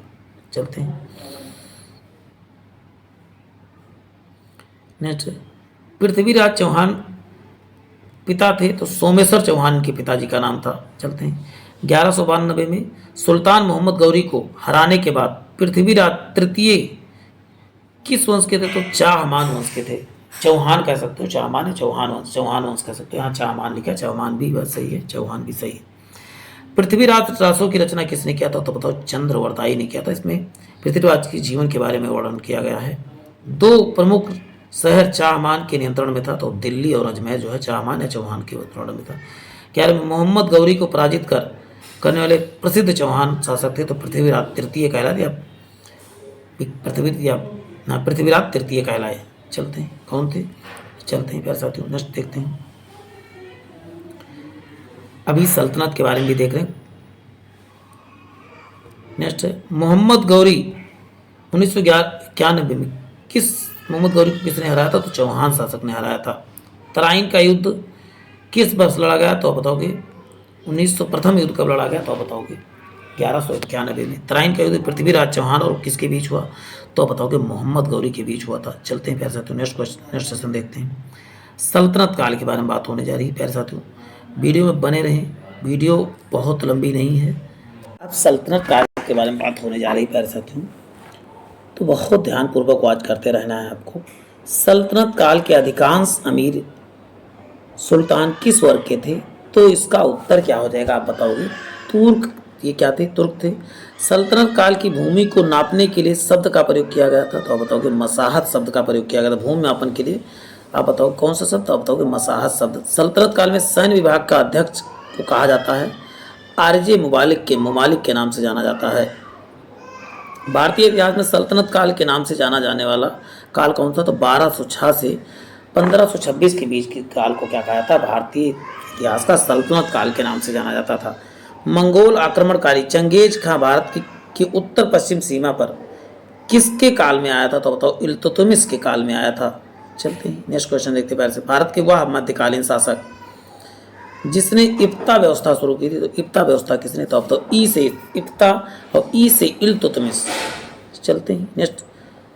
दिल्ली का वह प्रथम शासक था जिसने गैर इस्लामिक प्रथाओं को प्रचलन प्रारंभ किया, तो बलबन ने जो है गैर इस्लामिक प्रथाओं का संचालन किया था। रक्त और लोहे की नीति पर विश्वास कौन करता? तो बलबन जो है रौ तथा लक की नीति पर। बलबन के काल के विद्रोह करने वाला बंगाल का गवर्नर कौन था? तो तगरिल खां था जो है गवर्नर जो विद्रोह किया था। चलते हैं। वह मध्यकालीन शासक जिसने सार्वजनिक वितरण प्रणाली शुरुआत की, यानी पीढ़ियाँ साथ जो चल रहा है, अलाउद्दीन खिलजी के समय जो है सार्वजनिक वितरण प्रणाली शुरुआत की गई थी। अपने आप को दिल्ली सल्तनत का खलीफा घोषित किया, तो मुबारक खिलजी ने घोषित किया था। चलते हैं प्यारे साथियों, नेक्स्ट सेशन देखते हैं। वह दिल्ली सुल्तान जिसने उपज का 50% भू राजस्व के रूप में अलाउद्दीन खिलजी, खतरनाक व्यक्ति था ये। 1303 ईस्वी में काकतीय शासकों की सेना ने किसकी सेना को वारंगल में परास्त किया था? तो अलाउद्दीन खिलजी की सेना को जो है काकतीय वंश की सेना ने प्रारंभ। घड़ी तथा गृह कर लगाने वाला प्रथम सुल्तान कौन था? तो अलाउद्दीन खिलजी। घरे यानी गृह कर जो आज लगता है, इसकी शुरुआत जो है अलाउद्दीन खिलजी ने ही किया था। आगरा को किसने अपनी राजधानी बनाया था? तो सिकंदर लोदी ने जो है आगरा को जो अपनी राजधानी बनाया था। सरकी सुल्तानों के शासनकाल में वह स्थान जिसे पूर्व का सिराज, देखिए पूर्व का सिराज किसे कहा जाता है? तो आप क्या बताओगे? सिराज हिंद। तो आप बताओगे जौनपुर को सिराज हिंद या पूर्व का सिराज कहा जाता है। हुनूज दिल्ली दुरस्त है, यानी अभी दिल्ली दूर है, किसने कहा था? तो आप बताओगे निजामुद्दीन औलिया ने यह नारा दिया था, अभी दिल्ली दूर है। मोहम्मद बिन तुगलक अपनी राजधानी दिल्ली से कहाँ? दिल्ली से दौलताबाद लेके गया था, या अमेठी इसको कहते हैं। इब्ने बतूता किसके शासनकाल में भारत आया था? तो इब्ने बतूता आप जानते हैं मोहम्मद बिन तुगलक के शासनकाल में आया था। चलते हैं नेक्स्ट देखते हैं प्यारे साथियों। इतिहासकार बदाऊनी ने किसकी मृत्यु पर कहा था कि सुल्तान को अपनी प्रजा से और प्रजा को सुल्तान से मुक्ति मिल गई? तो मोहम्मद बिन तुगलक के बारे में बदाऊनी ने कहा था। चलते हैं। दिल्ली सल्तनत का सर्वाधिक विद्वान शासक खगोल शास्त्र, गणित और आयुर्विज्ञान का सहित अनेक विधाओं का जो है माहिर था, तो मोहम्मद बिन तुगलक था, और यही सबसे असफल भी हुआ इतना पढ़ा लिखा होने के बावजूद। सर्वप्रथम टोकन मुद्रा या सांकेतिक मनी का प्रारंभ किसने किया? तो मोहम्मद बिन तुगलक। जो आज चल रहा है ये टोकन मनी ही है, इसकी शुरुआत मोहम्मद बिन तुगलक ने की थी। राज्य के खर्च पर हज की व्यवस्था करने वाला पहला भारतीय शासक कौन था? फिरोज शाह तुगलक था। राज्य के खर्च पर जो है फिरोज हज करने की व्यवस्था किया था। दिल्ली का वह सुल्तान जिसने एक रोजगार कार्यालय के, एक दीवाने खैरात दारुल सफ़ा की स्थापना किया था, तो फिरोज शाह तुगलक ने किया था। दारुल सफ़ा या कह सकते हैं दीवाने खैरात, तो इसकी स्थापना जो है फिरोज शाह तुगलक ने किया था। सर्व कर किस पर लगाया था? सिंचाई, सा से सिंचाई, सा से सर्व कर किस पे? तो सिंचाई पर लगाया जाने वाला कर था। चलते हैं। दिल्ली का वह सुल्तान जिसने अनुवाद विभाग की स्थापना की, जिसने दोनों संप्रदाय के लोगों को एक दूसरे के विचारों को समझ बेहतर हो सके, तो फिरोज शाह तुगलक ने ऐसा अनुवाद विभाग की स्थापना किया था। जौनपुर शहर की स्थापना किसने? तो फिरोज शाह तुगलक ने जौनपुर शहर की, जौना खां अपने भाई जौना खां के याद में करवाया था इसने। दिल्ली के ब्राह्मणों पर जजिया कर लगाने वाला सुल्तान कौन था? फिरोज शाह तुगलक। दिल्ली के पहले ब्राह्मण पर जजिया कर नहीं लेता, इसने जजिया। टोपरा तथा मेरठ में 2 अशोक स्तंभ को दिल्ली किसने ला? तो फिरोज शाह तुगलक ही लेके आया था। रोजगार कार्यालय की स्थापना फिरोज शाह तुगलक ने ही किया था। देखिए कितना दूरदर्शी व्यक्ति था। सर्वप्रथम लोक निर्माण विभाग यानी PWD की स्थापना किसने किया था? तो अब बताओगे फिरोज शाह तुगलक ने ही किया था। तैमूर ने किसके शासनकाल में आक्रमण किया और दिल्ली को लूटा? तो नसीरुद्दीन शाह के शासनकाल में जो है, महमूद शाह के शासनकाल में। गुलरुफी उपनाम से जो है कविताएं लिखा करता था, तो बताओ सिकंदर लोधी जो गुलरुफी नाम से जो है कविताएं लिखा करता था। वह मध्यकालीन शासक जिसने उद्घोषित किया कि राजत्व की बंधुत्व तथा बंधुत्व ही राजत्व है, बहलोल लोधी ने कहा था। राजत्व ही क्या है? बंधुत्व है, और बंधुत्व ही राजत्व है। जिसके शासनकाल में गुरु नानक देव ने सिख धर्म की स्थापना की, तो सिकंदर लोधी ने जो है सिख धर्म की स्थापना किया था। क्वेश्चन है, भारत में प्रथम मकबरा जो शुद्ध इस्लामी शैली में निर्मित है, तो बलबन का मकबरा जो है शुद्ध इस्लामी शैली में निर्मित है। भारतीय वास्तुकला में सुर्खी का प्रारंभ हुआ था, सल्तनत के सुल्तानों द्वारा जो सुर्खी का आरंभ हुआ था। संगीतकार तानसेन का मकबरा कहाँ? तो बताओगे ग्वालियर में स्थित है। प्यारे साथियों, ये क्वेश्चन जो मकबरा वाला कई बार पूछा गया है, तो इसको बहुत ध्यानपूर्वक, आप यदि याद ना हो तो उसको कॉपी में जरूर नोट करें। जंतर मंतर के नाम से जनख्यात प्राप्त खगोलीय वेधशाला का निर्माण दिल्ली में किसने करवाया था? तो बताओगे जय सिंह द्वितीय ने किया था। अमीर खुसरो दरबारी कवि था किसका? तो अलाउद्दीन खिलजी का जो है दरबारी कवि था। तोतीय हिंद या भारत का तोता किसे कहा जाता? तो जन्म कहाँ पर हुआ था? तो आप बताओगे अमीर खुसरो का जन्म कहाँ? पटियाली में हुआ था। चलते हैं। अमीर खुसरो ने किसके विकास में अग्रगामी? खड़ी बोली के विकास में ज़्यादा योगदान दिया, यानी खड़ी बोली के। दिल्ली का वह सुल्तान जिसने अपने संस्मरण स्वयं लिखे थे, फिरोज शाह तुगलक ने लिखा था। सल्तनत काल में डाक व्यवस्था का विस्तृत वर्णन मिलता है, तो इब्न बतूता ने जो है डाक विभाग का जो है अच्छे से वर्णन किया। अब चलते हैं मुगल काल को देखते हैं। प्यारे साथियों, बने रहें, जरूर इसका आपको बेहतरीन फायदा मिलेगा। चलते हैं। वह युद्ध जिसमें एक पक्ष द्वारा प्रथम बार तोपों का प्रयोग किया था, पानीपत के प्रथम युद्ध में जो है किसने किया था? तो बताओगे बाबर ने किया था।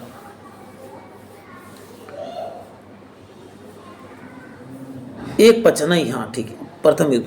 मेवाड़ के जिस राजा ने 1527 में खानवा के युद्ध में राणा सांगा को हराया था, तो क्या बताओगे? राणा सांगा को हराया था, तो वह था, तो आप बताओगे राणा सांगा था। मेवाड़ के जिस राजा ने, तो आप बताओगे राणा सांगा। चलते हैं, नेक्स्ट देखते हैं। पैसा तो बाबर को सरे पुल युद्ध में पराजित किया था किसने? तो सैवानी खान ने जो है बाबर को सरे पुल के युद्ध में पराजित किया था। बाबर ने बादशाह की उपाधि धारण की थी, तो बताओ काबुल में जो है इसने बादशाह की उपाधि धारण की थी। 17 मई 1540 में कन्नौज के पास युद्ध हुआ था। कौन सा युद्ध हुआ? तो शेर शाह सूरी तथा हुमायूं का युद्ध हुआ था। उसे बेलग्राम का युद्ध कहा गया था। कन्नौज या बेलग्राम का युद्ध इसी को कहा गया था। शेर शाह सूरी का अंतिम अभियान क्या था? कालिंजर राज्य के विरुद्ध था। चलते हैं। मध्यकालीन भारतीय शासक जिसने पट्टा तथा काबुलियत व्यवस्था को शुरुआत की, तो बताओ शेर शाह सूरी ने जो है पट्टा तथा काबुलियत नामक जो है व्यवस्था को शुरुआत किया था। शेर शाह सूरी की मृत्यु कालिंजर युद्ध में ही हो गई थी। मध्ययुगीन शासकों में उच्च शिक्षित शासक कौन था? तो शेर शाह सूरी क्या था? उच्च शिक्षित शासक था। चलते हैं, नेक्स्ट देखते हैं। पैसा तो भारत में चांदी का सिक्का प्रारंभ करने का श्रेय किसे? तो बताओ शेर शाह सूरी को चांदी के सिक्के प्रारंभ करने का श्रेय दिया जाता है। वह इतिहासकार जिसने शेर शाह सूरी को अकबर महान से बेहतरीन राष्ट्र निर्माता माना था, तो आप क्या बताओगे? के आर कानन को ने माना था। क्या माना था? अकबर महान को बेहतरीन राष्ट्र निर्माता माना था, तो के आर कानून ने माना था। अकबर के पूर्व तानसेन को संरक्षण दिया था, तो राजा रामचंद्र सेन ने जो है अकबर के पूर्व जो है तानसेन को अपने राज्य में संरक्षण दिया था। वह व्यवस्था जो राज्य के कुलीन वर्ग से संबंधित था, तो मतलब मनसबदारी व्यवस्था क्या था? राज्य में कुलीन वर्ग से संबंधित था। ये अकबर के काल में मनसबदारी व्यवस्था शुरू हुई थी। हल्दी घाटी युद्ध में महाराणा प्रताप की राजपूत सेना का सेनापति कौन था? तो हकीम खान सूर था। चलते हैं अकबर के शासनकाल में ध्रुपद गायकों में सम्मिलित थे, तो तानसेन और हरिदास जो थे सम्मिलित थे। अकबरकालीन सैन्य व्यवस्था आधारित थी किस पे? तो मनसबदारी पे आधारित हुआ करती थी। दीन इलाही को धर्म कहने वाला पहला इतिहासकार कौन था? तो अब्दुल कादिर बादाउनी था। दीन इलाही को धर्म कहने वाला प्रथम व्यक्ति था। अकबर द्वारा दीवान का पूर्ण रूप से दर्जा दिया जाने वाला पहला व्यक्ति कौन सा? तो मुजफ्फर खां तुर्बानी को पहला जो है पूर्ण रूप से दीवान का दर्जा देने वाला का अधिकार किसे मिला था? तो मुजफ्फर खां तुर्बानी को। प्रसिद्ध जैन आचार्य जिनको अकबर ने सम्मानित किया था, तो हरविजय सूरी को जो है किया था। चलते हैं अधम खां जिसके द्वारा मारा गया था, तो आप क्या बताओगे? बादशाह अकबर द्वारा जो है अधम खां मारा गया था। प्रबुद्ध निरंकुश कहा जाता है, तो बादशाह अकबर को प्रबुद्ध निरंकुश कहा जाता है।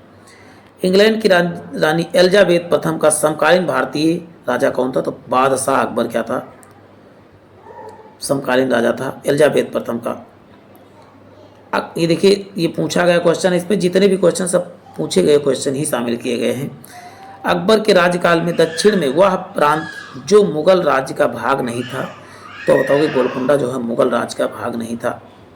राजपूतों का वह राज्य जिसके शासनकाल में अकबर को संप्रभुता स्वीकार नहीं की थी, तो बताओ मेवाड़ ने जो है अकबर की संप्रभुता को स्वीकार नहीं किया था। सर्वप्रथम वैवाहिक संबंध राजपूतों के जिस गृह से स्थापित हो, तो बताओ कछवाहों से जो है सबसे पहले वैवाहिक संबंध स्थापित हुए थे। चांद बीबी अकबर की विरुद्ध बहादुरी से लड़ी थी, वह बीजापुर की बादशाहत प्राप्त थी उसे। दक्कन का वह राज्य जो अकबर द्वारा विजित किया गया, तो अहमदनगर जो है अकबर द्वारा विजित किया गया था। मुगल बादशाह जहांगीर की पत्नी नूरजहां का वास्तविक नाम क्या था? तो आप बताओगे उसके वास्तविक नाम मेहरुन्निसा हुआ था। जहांगीर ने जिसे नादिर उज जमा की पदवी प्रदान की थी, तो अबुल हसन को नादिर उज जमा की जो उपाधि धारण किया था, ये आपको याद कर लेना प्यारे साथियों। वह शासक जिसने सिख गुरु के सिर कलम करवा दिया था, तो जहांगीर का जो है सिर कलम करवा दिया था। चलते हैं नेक्स्ट देखते हैं प्यारे साथियों। बहुत कम समय में इतनी चीज़ें आपको मिल रही हैं, बस कुछ ही पेज समय में आपका वीडियो कंप्लीट होने वाला है। जहांगीर के विरुद्ध विद्रोह किया था, तो आप बताओगे खुर्रम, महाबत खां तथा खुसरो ने जो है जहांगीर के, ये तीनों भाई थे इसके विरुद्ध जो है इन्होंने विद्रोह किया था। जहांगीर के दरबार में ब्रिटिश शासक जेम्स प्रथम का राजदूत आया था, उसका क्या नाम था? तो विलियम हॉकिंस आया था। ब्रिटिश राजदूत के रूप में थॉमस रो भारत आया था, तो जहांगीर के शासनकाल में थॉमस रो आया था। चलते हैं जहांगीर ने थॉमस रो को कहाँ मिलने का अवसर दिया था? तो अजमेर में मिलने का अवसर दिया था। चलते हैं वह कला जिसको जहांगीर ने संरक्षण दिया, तो चित्रकला को। यह कहता था जो चित्रकला का दुश्मन है वो मेरा दुश्मन है, साफ साफ कहता था। मुगल सम्राट किसने जो है जहांगीर ने जो है इंग्लिश खान की उपाधि किसे दिया था? तो विलियम हॉकिंस को जो है इसने इंग्लिश खान की उपाधि दिया था। तंबाकू प्रयोग पर निषेध किसने लगाया था? तो बताओ कि जहांगीर ने कहा था, प्रयोग लगाया था। चलते हैं वह सिख गुरु जिसने विद्रोह राजकुमार खुसरो की सहायता धन और आशीर्वाद से किया था, तो बताओ गुरु अर्जुन देव ने जो है खुसरो की सहायता धन और आशीर्वाद से किया था। एक डच पर्यटक जिसने जहांगीर के शासनकाल का मूल्यवान विवरण दिया, तो फ्रांसिस्को पर्सट ने दिया था। मुगल सेना के चिकित्सक नियुक्त किया गया था, तो बताओ वर्नियर को जो है मुगल सेना का जो है चिकित्सक नियुक्त किया गया था। नेक्स्ट है, बादशाह शाहजहां को सुप्रसिद्ध हीरा कोहिनूर भेंट किया था किसने? तो आप बताओ कि मीर जुमला ने जो है बादशाह शाहजहां को जो है कोहिनूर हीरा, देखिए कोहिनूर हीरा बहुत लोगों के हाथ से चलता हुआ और ब्रिटेन चला गया। किसने शाहजहां ने शाह बुलंद इकबाल की पदवी दिया था? दारा सिको को दिया था। शाहजहां ने जो है दारा सिको को शाह बुलंद इकबाल की पदवी दिया था। सम्राट जिसने अपनी राजधानी आगरा से दिल्ली स्थानांतरित किया, तो शाहजहां ने जो है अपनी राजधानी आगरा से दिल्ली स्थापित किया था। जिंदा पीर के नाम से किसे? तो औरंगजेब को जिंदा पीर के नाम से जाना जाता था। दारा सिको को जिस स्थान पर दफनाया गया था, तो बताओ दारा सिको कहाँ पर दफनाया गया? तो दिल्ली में, दा से दिल्ली, दा से दारा सिको। मुगल सेना में सबसे अधिक राजपूत एवं मराठा सेनापति को रखा जाता था। औरंगजेब में जो है सबसे अधिक राजपूत तथा मराठा सेनापतियों को रखा जाता था। शाहजहां के शासनकाल में अधिकांश समय तक दक्कन का गवर्नर कौन रहा? तो औरंगजेब अधिकतम समय गवर्नर रहा। अपनी विजयों को लिपिबद्ध करने के लिए किस हिंदू को औरंगजेब ने ढूंढ निकाला? तो ईश्वर दास जी को जो है अपनी विजय को लिपिबद्ध यानी लिख एक बुक लिखवाई किससे? तो आप बताओगे ईश्वर दास नागर से। मुगल सम्राट औरंगजेब वाद्य यंत्र बजाते थे, तो कौन सा बताते थे? आप बताओगे बीड़ा बजाते थे। चलते हैं नेक्स्ट देखते हैं प्यारे साथियों। वह मुगल बादशाह जिसने दो बार सिंहासन आरूढ़ हुआ, तो बताओगे औरंगजेब 2 बार सिंहासन पर आरूढ़ हुआ, मतलब 2 पारियों में इन्होंने शासन किया था, जिसे आज मोदी जी कर रहे 2 पारियों में। औरंगजेब ने दक्षिण में जिन 2 राज्यों को विजित किया था, तो बीजापुर और गोलकुंडा को जो है औरंगजेब ने विजित किया था। अकबर के समय जो गोलकुंडा जो है इसका मुगल काल का पीरियड नहीं था, मुगल शासन का पीरियड यहाँ पर नहीं था। संत रामदास को किसके शासनकाल से संबंधित किया गया? तो बताओगे औरंगजेब के शासनकाल से संबंधित थे, उनके समकालीन थे कह सकते हैं। औरंगजेब ने किसको साहिब बात उज जमानी की उपाधि दी? जहां आरा को साहिब बात उज जमानी की उपाधि दिया था। जजिया कर किसके शासनकाल में पुनः लगाया गया था? तो औरंगजेब के काल में पुनः लगाया गया था। औरंगजेब के शासनकाल में जाटों ने जिसके बारे में मकबरे क्षतिग्रस्त किया था, तो अकबर के बारे में। चलते हैं। साहेब बेखबर के नाम से जाना था बहादुर शाह जफर को, साहेब बेखबर के नाम से जाना जाता था। वह बादशाह जिसके शासनकाल में हिजड़ों और महिलाओं का एक वर्ग प्रभुत्व था, तो अहमद शाह के समय हिजड़ों तथा महिलाओं का प्रभुत्व स्थापित था। बंदा बहादुर का मूल नाम क्या था? तो आप क्या बताओगे प्यारे साथियों? चलिए अभी इधर पेज छूट गया था, उधर आ गए थे। अवध का प्रथम नवाब क्या था? कौन था प्यारे साथियों? तो अवध का प्रथम नवाब आप बताओगे शहादत खान क्या था? अवध का प्रथम नवाब था। औरंगजेब की 707 ईस्वी में मृत्यु होने के बाद सत्ता किसने? तो बहादुर शाह प्रथम ने संभाला था। बुलंद दरवाजा किसने बनाया? तो बताओगे अकबर ने क्या बनवाया था? बुलंद दरवाजा कहाँ पर बनवाया था? तो बताओ फतेहपुर सीकरी में। जहांगीर चित्रकार थे, तो आप बताओगे अबू हसन और आका रिजा क्या थे? जहांगीर के समय चित्रकार थे। जहांगीर के दरबार में पक्षियों का सबसे बड़ा चित्रकार कौन था? तो मंसूर पक्षी का बहुत बेहतरीन चित्रकार था। चित्रकला की मुगल शैली का आरंभ किसने किया? तो हुमायूं ने चित्रकला की मुगल शैली का प्रारंभ किया था। कलावंत में हिंदू संगीत की शिक्षा ली, तो आप बताओगे हिंदू संगीत की शिक्षा किसने? तो अकबर ने ली थी। शेर शाह का मकबरा कहाँ पर? तो बताओ सासे शेर शाह और सासे सासाराम और बिहार में है। दिल्ली के लाल किले में मोदी मस्जिद का निर्माण किसने? औरंगजेब ने करवाया था। प्रसिद्ध तानसेन का मकबरा कहाँ पर? तो ग्वालियर में प्रसिद्ध तानसेन का मकबरा है। किसने अपने बादशाह पति के लिए मकबरे का निर्माण करवाया था? तो हाजी बेगम ने जो है बादशाह पति ने के लिए मकबरे का निर्माण करवाया था। वह मकबरा जो द्वितीय ताजमहल के ने रबिया उद दौरानी का मकबरा द्वितीय ताजमहल के नाम से जाना जाता है। ये कहाँ पर स्थित है? तो आप बताओगे औरंगाबाद में स्थित है। चलते हैं। अयोध्या स्थित बाबरी मस्जिद का निर्माण किसने? तो मीर बाकी ने करवाया था। वह मुगल सदर जिसका मकबरा भारत में नहीं है, तो आप बताओगे बाबर का कहाँ पर है? तो बताओ काबुल में है। दिल्ली का पुराना किला वर्तमान में स्वरूप में निर्माण किसने करवाया था? तो बताओगे शेर शाह सूरी ने करवाया था। फतेहपुर सीकरी के बादशाह अकबर ने निर्मित करवाया, तो पंचमहल का निर्माण करवाया था। महाभारत की फारसी अनुवाद का शीर्षक फारसी का महाभारत में किसने अनुवाद करा? तो रजनामा के नाम से। जबकि फारसी में रामायण का निर्माण तो रामायण का रमनामा के नाम से करवाया था। और रजनामा रम, देखिए राम से रम बन रहा, तो आपको याद कर सकते हैं। प्रसिद्ध चित्रकार थे तो अबुल हसन थे। चलते हैं, वह मुगल बादशाह जिसने अपनी आत्मकथा फारसी में लिखी, तो बताओगे जहांगीर ने लिखी थी। फारसी भाषा में अनुवाद किसने किया रामायण को, तो अब्दुल कादिर बदाऊनी ने किस नाम से किया था, तो रमनामा के नाम से किया था। मुगल शहजादियों में से किसने हुमायूं नामा लिखा, तो गुलबदन बेगम ने जो है, उसकी चचेरी बहन थी, उसने क्या लिखा था, हुमायूं नामा लिखा था।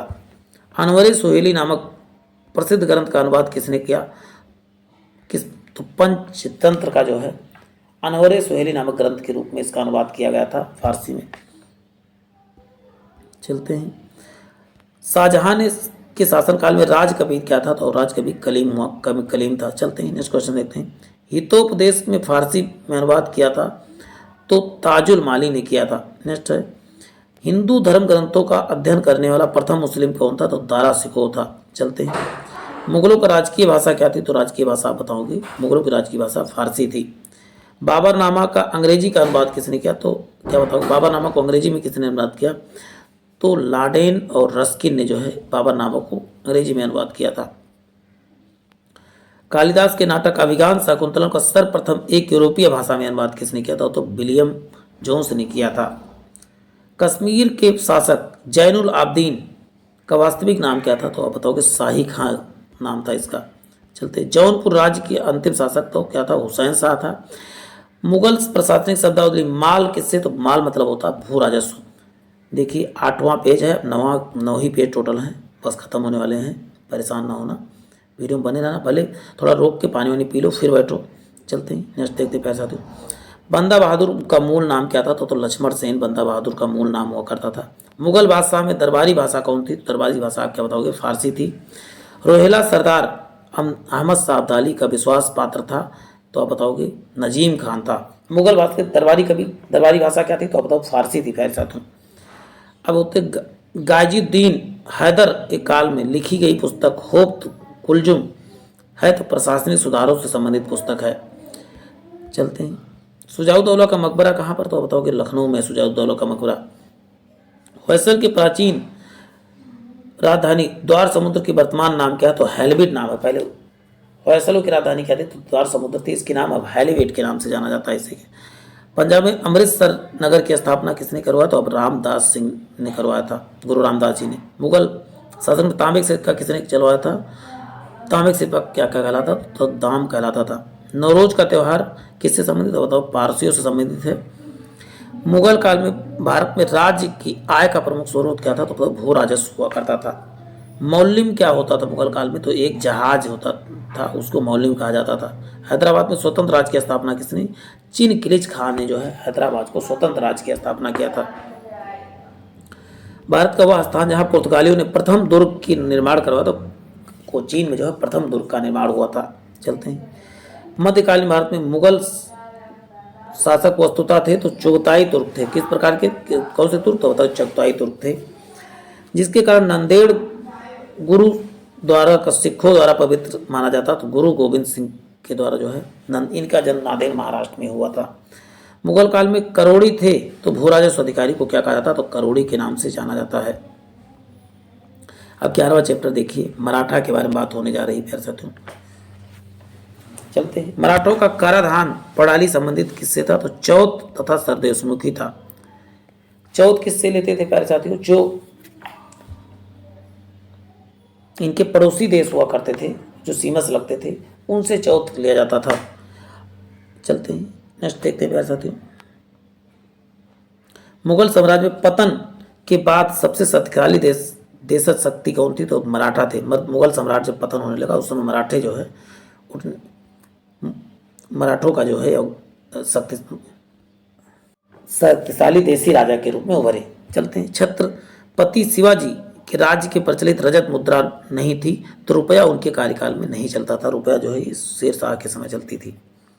सुरक्षा के लिए मराठों के राजस्व के दावे को जाना जाता था, चौथ नाम से जाना जाता था।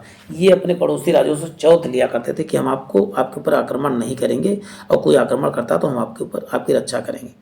नेक्स्ट है, शिवाजी की साम्राज्य की राजधानी अवस्थित है, बताओगे रायगढ़ में अवस्थित है। मराठों को देवियों में जिनमें 17,000 ईस्वी में आगे में मुगल साम्राज्य के विरुद्ध संकल्प का नेतृत्व किया था। ताराबाई जो थी, इन्होंने जो है मुगल साम्राज्य से संघर्ष किया था। शिवाजी का वह उत्तराधिकारी जिसने औरंगजेब को ईमानदार की उपाधि दी थी, ताराबाई ने जो है औरंगजेब को ईमानदार की उपाधि दी थी। किसके समय मराठा राज नाजीज हो गया और पेशवा वास्तविक शासक हो गया? तो बालाजी बाजीराव के समय जो है मराठा राजा जो है का काम खत्म हो गया और पेशवा जो है मुख्य राजा शासन करने लगा। शिवाजी ने मुगलों को किस युद्ध में हराया? तो सालाहार के युद्ध में जो है मुगलों को हराया था। शिवाजी के समय सरनौबत का पद क्या? सैन्य प्रशासन का अधिकारी सैन्य नौबत कहलाता था। मराठा साम्राज्य और ब्रिटिश ईस्ट इंडिया कंपनी के प्रतिनिधियों ने किस वर्ष सालवाई की संधि की थी? तो आप बताओगे 1782 में सालवाई और 1782। एक एक क्वेश्चन आपके लिए बहुत बेहतरीन है प्यारे साथियों। पीईटी के लिए यूपी ट्रिपल एससी किसी भी एग्जाम देना है तो ये सब चीज़ें आपके लिए इंपॉर्टेंट साबित हो सकती हैं। वीडियो ध्यानपूर्वक देखना है प्यारे साथियों। चलते हैं। वर्ष 1665 ईस्वी पुरंदर की संधि प्रत्यक्ष था तो शिवाजी और बीजापुर के सुल्तान के बीच का विवाद का बीज बोना था पुरंदर की संधि। मुगल शासन खत्म करने के लिए बड़ी सीमा तक श्रेय किसने किया? तो मराठों ने जो है मुगलों को खत्म करने के लिए सबसे बड़ा योगदान दिया। चलते हैं। अब बहुत जल्दी ब्रिटिश साम्राज्य खत्म हो जाएगा, परेशान ना होइएगा। गौरीला युद्ध को तरीकों की शुरुआत किसने किया था? तो आप बताओगे शिवाजी ने किया था। शिवाजी की छत्रपति का ताज पहनाया था वर्ष 1674 में ताज पहनाया गया। छत्रपति शिवाजी महाराज 1674 से 80 तक किस वंश के? तो मराठा वंश के शासक थे। मराठा वंश का दूसरा संस्थापक किसे? तो बाजीराव प्रथम को दूसरा संस्थापक माना जाता है। बाजीराव प्रथम थे तो बताओगे एक पेशवा थे। बाजीराव प्रथम क्या थे? पेशवा थे। पुणे कभी किसी की राजधानी के रूप में नहीं रहा तो पेशवाओं की कभी राजधानी नहीं रहा। एमसीक्यू में था और उसको क्या किया गया है? वन लाइनर बनाया गया है, क्योंकि वन लाइनर को जल्दी से जल्दी सॉल्व कराया जाए, लेकिन एमसीक्यू सॉल्व कराने में समय लगता है। क्वेश्चन है, मराठों द्वारा ब्रिटिश को किए गए आत्मसमर्पण से मराठा साम्राज्य का अस्तित्व समाप्त हो गया, जिससे तीसरा एंग्लो मराठा युद्ध समाप्त हुआ तो 1818 में। अब देखिए यहाँ के मंत्र परिषद क्या कहलाती है? तो बताओ अष्ट प्रधान होती थी। अब चलते हैं, बात होने वाली है ब्रिटिश राज के अभ्युदय का। ये लास्ट टॉपिक है और बहुत जल्द ही हिस्ट्री आपकी जो है मुट्ठी में आने वाली है। पहला है, देखिए भारत में अंग्रेजों का सफलता तथा फ्रांसीसियों की असफलता का मुख्य कारण था अंग्रेजों की बेहतर नौसेना जो थी। इसी वजह से अंग्रेज सफल हुए और फ्रांसीसी असफल हुए। सुप्रसिद्ध उर्दू शायर मिर्जा गालिब का मूल निवास क्या था? तो बताओ आगरा था। चलते हैं। बंगाल में फैक्ट्रियों में से एक जो पुर्तगाली के द्वारा स्थापित हो तो हुगली जो है पुर्तगाली के द्वारा स्थापित किया गया था। चलते हैं। वह यूरोपीय समुदाय जिसने भारत के साथ प्रथम व्यापारिक संबंध स्थापित किया था तो बताओ पुर्तगालियों ने सबसे पहले पुर्तगाली आए, सबसे लास्ट में पुर्तगाली गए। भारत में पुर्तगाली शक्ति का वास्तविक संस्थापक किसे? तो बताओ अल्बुकर्क को माना जाता है। भारत में मुद्रालय लाने वाला प्रथम व्यक्ति कौन सा? तो बताओगे पुर्तगाली ही सबसे पहले लाए थे मुद्रालय, यानी मुद्रा का छापने वाला मशीन कह सकते हैं।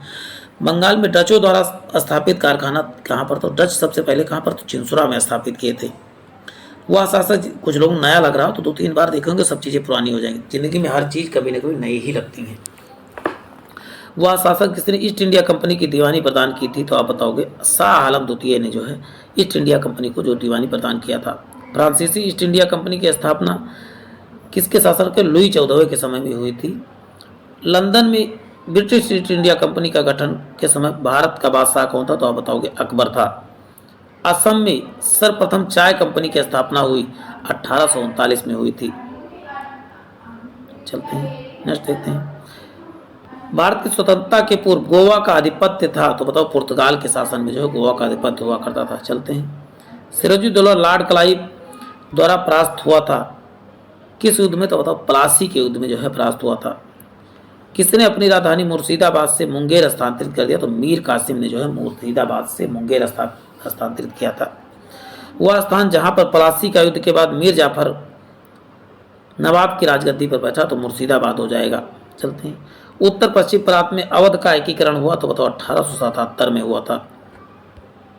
चलते हैं। सहायक संधि स्वीकार नहीं की थी तो बताओ इंदौर के होलकर राजे ने जो है सहायक संधि स्वीकार नहीं की थी।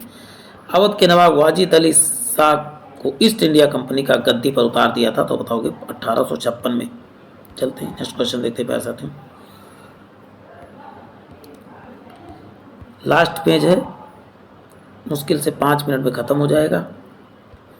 लॉर्ड डलहौजी ने इसको शासन के आधार पर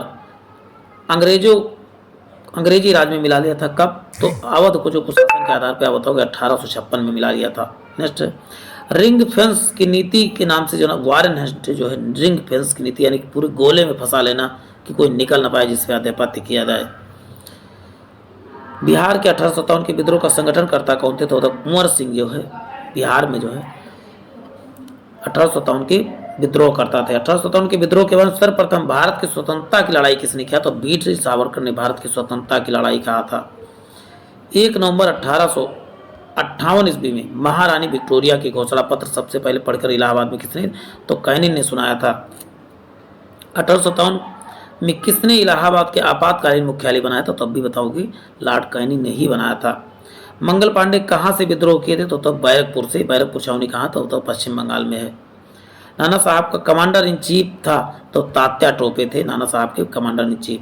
1857 के बरेली का विद्रोह, बरेली से विद्रोह ये बहुत फेमस है बरेली के विद्रोह वाला। तो आप क्या बताओगे खान बहादुर खान जो है फेमस थे। चलते हैं। नेक्स्ट देखते हैं प्यारे साथियों।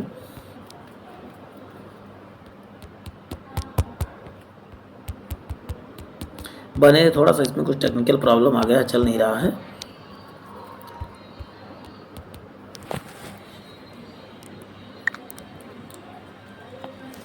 बने रहे साथियों।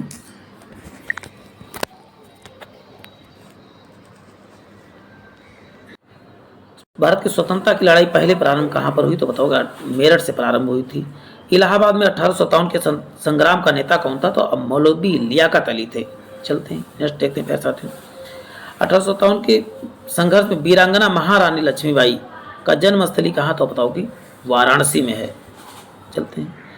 1857 के संग्राम के केंद्रों में से सबसे पहले अंग्रेजों ने किसे पुनः अधिकृत किया था दिल्ली को सबसे पहले अधिकृत किया और पहले ही दिल्ली को भारतीयों ने अधिकृत किया था। असम में 1857 की क्रांति का नेता कौन था तो दीवान मनीराम दत्त थे। चलते हैं। 1857 के संघर्ष में भाग लेने वाले सिपाहियों की सर्वाधिक संख्या थी कहाँ पर तो बताओ अवध में जो है सर्वाधिक संख्या थी। चलते हैं। भारतीय भाषा में 1857 के विप्लव के कारणों पर लिखने वाला प्रथम भारतीय कौन था तो सर सैयद अहमद खां थे। चलते हैं। 1857 की क्रांति हिंदू मुस्लिम षड्यंत्र का प्रतिफल था। इन्होंने कहा कि कोई क्रांति नहीं थी, हिंदू मुस्लिम का एक षड्यंत्र था। ये जेम्स आउटरम ने कहा था, फर्जी बात बोलते रहते हैं। भारतीय प्रेस की स्वतंत्रता का समर्थन किसने किया था तो लॉर्ड हेस्टिंग ने जो है स्वतंत्रता किया था। पहले जो है अंग्रेजों के अंडर में कोई भी छपती थी पहले अंग्रेज अधिकारी उसको चेक करते थे फिर छपने जाता था। वायसराय लॉर्ड कर्जन ने मिस्टर थॉमस रॉबर्टसन ने अपने कार्यकाल में भारत बुलाया था। रेलवे में सुधार के संदर्भ में इनको भारत बुलाया गया था। एकमात्र भारतीय जो भारत के गवर्नर जनरल हुए थे तो बताओगे सी राजगोपालाचारी क्या हुए थे भारत के गवर्नर जनरल हुए थे। ब्रिटिश संसद में महाभियोग का मुकदमा चलाया गया था तो वारेन हेस्टिंग पे जो है मुकदमा चलाया गया था। चलते हैं। भारत का पहला गवर्नर जनरल कौन था तो बताओगे लॉर्ड विलियम माउंटबेटन क्या थे भारत के पहले गवर्नर जनरल थे। भारत में अंग्रेजों के समय प्रथम जनगणना मेयो के कार्यकाल में हुई लेकिन प्रथम नियमित जनगणना किसके काल में हुई तो आप क्या बताओगे कैनिंग के काल में हुई थी। चलते वह वायसराय जिसकी हत्या अंडमान निकोबार द्वीप के समूह में भ्रमण करते हुए दंडित अपराधी द्वारा की गई थी लॉर्ड मेयो की हुई थी। चलते हैं। नेक्स्ट क्वेश्चन देखते हैं। भारत में कर्जन के प्रशासन काल की तुलना औरंगजेब से किसने किया था तो गोपाल कृष्ण गोखले ने जो है कर्जन की जो है तुलना किससे किया तो आप बताओगे औरंगजेब से किया था। चलते हैं। लॉर्ड कॉर्नवालिस की कब्र कहाँ पर तो गाजीपुर में लॉर्ड कॉर्नवालिस का कब्र बना हुआ है। आंग्ल नेपाल युद्ध किसके शासनकाल में तो नेपाल हेस्टिंग के काल में हुआ था। किसे स्वर्ग से उत्पन्न सेना नायक कहा था? रॉबर्ट क्लाइव को जो है स्वर्ग से उत्पन्न जो है सेना नायक की संज्ञा दी गई है। नेक्स्ट है, भारतीय लोक सेवा का प्रवर्तक किया किसने? तो कार्नवालिस के शासनकाल को कहा जाता है। चलते हैं, बस थोड़ा बचा हुआ है और बने रहिए। The problem of the east नामक पुस्तक के लेखक कौन है? तो बताओगे कर्जन जो है द प्रॉब्लम ऑफ ईस्ट के लेखक हैं। भारतीय समाचार पत्रों का कठोर नियंत्रण से मुक्त किया, तो बताओ चार्ल्स मेटकाफ ने जो है भारतीय समाचार पत्रों को कठोर नियंत्रण से मुक्त किया था। वह गवर्नर जनरल जिसने भारत में दास प्रथा को समाप्त किया, तो लॉर्ड एटन बरोन ने जो है दास प्रथा को समाप्त किया था। गांधी जी को वन मैन बाउंड फोर्स कहकर किसने पुकारा था? तो लॉर्ड माउंटबेटन ने वन मैन बाउंड्री फोर्स कह के पुकारा था। भारत का एकमात्र यहूदी वायसराय कौन था? तो लॉर्ड रेडिंग क्या था? यहूदी वायसराय था, और सभी ईसाई थे। राजकीय प्रवेश का अवसर पर बम फेंका था दिल्ली पर, लॉर्ड हार्डिंग के ऊपर जो है बम फेंका गया था। स्वतंत्र भारत का प्रथम गवर्नर जनरल कौन था? तो माउंटबेटन कौन था? स्वतंत्र भारत का प्रथम गवर्नर जनरल था। भू राजस्व व्यवस्था को पुनर्गठित करने वाला गवर्नर जनरल कौन था? तो कार्नवालिस जो था भू राजस्व व्यवस्था को पुनर्गठन करने वाला व्यक्ति था। प्रथम आंग्ल बर्मा युद्ध किसके दौरान हुआ? तो एम्बहर्स्ट उस समय गवर्नर था। चलते हैं, अब ब्रिटिश समाज में आर्थिक प्रभाव क्या थे उसको देख लेते हैं, लास्ट टॉपिक है। और उसके बाद नेक्स्ट वीडियो में हम सब स्वतंत्रता आंदोलन के बारे में पढ़ेंगे, पूरा टॉपिक है। बस वर्ष 1813 में प्रारंभ में ईस्ट इंडिया कंपनी की व्यापारिक एकाधिकारों को समाप्ति का भारत का अर्थव्यवस्था पर क्या प्रभाव पड़ा? औद्योगिकरण की क्या हो गई? कमी हो गई थी। रैयतवाड़ी व्यवस्था सर्वप्रथम कहाँ पर हुई? तो मद्रास प्रेसिडेंसी में लागू हुई थी। भारत में ब्रिटिश वस्तुओं के आयात पर दी गई विशेष रियायतों को कहा जाता था इंपीरियल प्रेफरेंस कहा जाता था इसे। चलते हैं, ब्रिटिश शासन के समय अर्थव्यवस्था को खोखला करने का सिद्धांत किसने दिया? तो बताओ दादा भाई नेहरू जी ने कहा था ब्रिटिश शासन जो है भारतीय अर्थव्यवस्था को बिल्कुल खोखला कर रही है। किसने यह विचार दिया था कि भारत में ब्रिटिश आर्थिक नीति क्या है? घिनौनी है, तो कार्ल मार्क्स ने कहा था। 1791 ईस्वी में बनारस के जिस ब्रिटिश रेजिमेंट के प्रयासों से हिंदू विधि एवं दर्शन के अध्ययन करने के लिए बनारस में संस्कृत का कॉलेज की स्थापना हुई, तो जोनाथन डंकन ने जो है संस्कृत कॉलेज की स्थापना किया था। चलते हैं, नेक्स्ट है, एशियाटिक सोसाइटी की स्थापना सर विलियम जोन्स ने जो है एशियाटिक सोसाइटी की स्थापना किया था। देखिए, एशियाटिक सोसाइटी ऑफ बंगाल के जिस सदस्य ने पहली बार मूल श्री भगवत गीता का संस्कृत में अनुवाद किया था, तो बताओ चार्ल्स पिकरिंग ने जो है भगवत गीता का अनुवाद किया था। दुर्भिक्ष संहिता 1833 में निर्माण किया गया था, स्ट्रेटजी आयोग ने किया था इसे। चलते हैं प्यारे साथियों, बहुत जल्दी खत्म हो रहा सेशन। 18वीं शताब्दी के पूर्वार्ध में बंगाल से निर्यात होने वाली महत्वपूर्ण वस्तुएं कौन थी? सोरा, कच्चा रेशम और चीन अफीम, ये सब चीजें निर्यात होती थी। नेक्स्ट, भारत में आधुनिक राष्ट्रीय आंदोलन के विकास के उत्तरदायी कारण। पूरा वीडियो प्यारे साथियों ध्यानपूर्वक देखिए। चलते हैं आज की श्रृंखला को प्रारंभ करते हैं प्यारे साथियों। देखिए, भारतीय राष्ट्रीय आंदोलन, पहला टॉपिक क्या है? स्वाधीनता आंदोलन के प्रारंभिक वर्ष के बारे में देखेंगे। देखिए, पहला जबरदस्त क्वेश्चन आपके सामने दिख रहा है। 1929 से 1939 के बीच मजदूर आंदोलन को मंद पड़ने का कारण क्या था? तो ट्रेड यूनियन कांग्रेस जो है कई भागों में विभाजित हो गई थी, इसी कारण जो है मजदूर आंदोलन जो है कमजोर पड़ गया था। वह स्थान जहां पर प्रथम बार 1915 में हिंदू महासभा का गठन हुआ था, तो बताओगे हिंदू महासभा का गठन कहां पर? तो हरिद्वार में हिंदू महासभा का गठन हुआ था। नेक्स्ट, ये देखिए, अखिल भारतीय किसान सभा का प्रेसिडेंट कौन था? ये स्वामी शाहजानंद के बारे में तो मल्टीपल टाइम क्वेश्चन पूछा गया है, तो ये क्वेश्चन आने वाली परीक्षा के लिए भी बहुत महत्वपूर्ण साबित हो सकता है। तो एक एक क्वेश्चन, जो ना क्वेश्चन आ रहा है उसको स्क्रीनशॉट जरूर ले लिया करें। 1940 ईस्वी में अगस्त प्रस्ताव रखा गया, तो प्रांतीय स्वायत्तता के लिए अगस्त प्रस्ताव रखा गया था, यानी प्रांतों को स्वतंत्र करने के लिए, प्रांतों में हमारे जो है देसी लोगों का शासन हो। असहयोग आंदोलन चलाने की प्रेरणा जो है तत्कालिक कारण क्या था? तो खिलाफत के प्रति, जो खिलाफत आंदोलन था उसके प्रति जो अंग्रेज अन्याय कर रहे थे उसके विरुद्ध जो है असहयोग आंदोलन शुरू हुआ था। चलते ही नेक्स्ट देखते हैं, खुदाई खिदमतदार संगठन के संस्थापक कौन थे? तो इसका उत्तर प्यारे साथियों क्या हो जाएगा, तो आप बताएंगे अब्दुल गफ्फार खान थे। इन्हीं को सीमांत गांधी के नाम से दिया। इन्होंने एक और आंदोलन चला था लाल कुर्ती में, जो है जो खिताई संगठन थी इनकी, ये लाल कुर्ती पहन के जो है विरोध करते थे, इसीलिए लाल कुर्ती आंदोलन भी इसी को कहा जाता है। 1908 में मुस्लिम लीग के स्थायी अध्यक्ष के रूप में, यानी स्थायी अध्यक्ष के रूप में आगा खां का चुनाव हुआ था। अच्छा, मुस्लिम लीग की स्थापना कब हुई थी प्यारे साथियों, तो आप बताओगे 1906 में मुस्लिम लीग की स्थापना हुई थी। वह मुस्लिम नेता जो एनी बेंसर द्वारा स्थापित की होम रूल लीग में सम्मिलित हुए, तो मोहम्मद अली जिन्ना क्या थे, होम रूल लीग में जो है शामिल हुए थे। कायदे आजम किसे कहा जाता, तब भी आप क्या बताएंगे, तो कायदे आजम भी मोहम्मद अली जिन्ना जी को कहा जाता है। सर्वप्रथम बंगाल में ब्रिटेन की वस्तुओं को बहिष्कार का सुझाव किसने दिया था, तो कृष्ण कुमार मित्र ने साप्ताहिक पत्रिका संजीवनी में ये बात प्रसारित की थी, जो बंगाल में कहा था ब्रिटेन की वस्तुओं को जो है बहिष्कार करो। 1906 में स्वराज को राष्ट्रीय आंदोलन का लक्ष्य घोषित करने वाला राष्ट्रीय कांग्रेस का अध्यक्ष कौन था, तो अब राष्ट्रीय का अध्यक्ष जो है दादा भाई नौरोजी थे। दादा भाई नौरोजी ने ड्रेन थ्योरी दी थी कि अंग्रेज किस तरह जो है लूट कर इंडिया से धन लेके जा रहे हैं, और पहली बार जो है राष्ट्रीय पर कैपिटा इनकम 20 रुपये इन्होंने ही बताया था। वर्ष 1920 में कांग्रेस के नागपुर अधिवेशन के असहयोग के मुख्य प्रस्ताव प्रस्तुत किया था, तो इसका उत्तर हो जाएगा सीआर दास ने प्रस्तुत किया था। वंदे मातरम भारतीय राष्ट्रीय आंदोलन के शीर्ष गीत बना, तो आप बताओगे स्वदेशी आंदोलन में। ब्रिटिश पत्रकार एच डब्ल्यू नेविंसन जुड़े थे, तो स्वदेशी आंदोलन से जुड़े थे। चलते हैं नेक्स्ट देखते हैं। क्रांतिकारी संगठन अभिनय भारत समाज की स्थापना किसने किया था, विनायक दामोदर ने किया था अभिनय समाज की स्थापना। बंगाल का विभाजन करने वाले गवर्नर जनरल कौन थे, तो बताओ लॉर्ड कर्जन क्या थे। कर्ज ने बंगाल बांटा, कैसे याद करोगे बेटा प्यारे साथियों, तो बताओ कर्ज ने बंगाल बांटा, ऐसे आपको याद कर लेना है।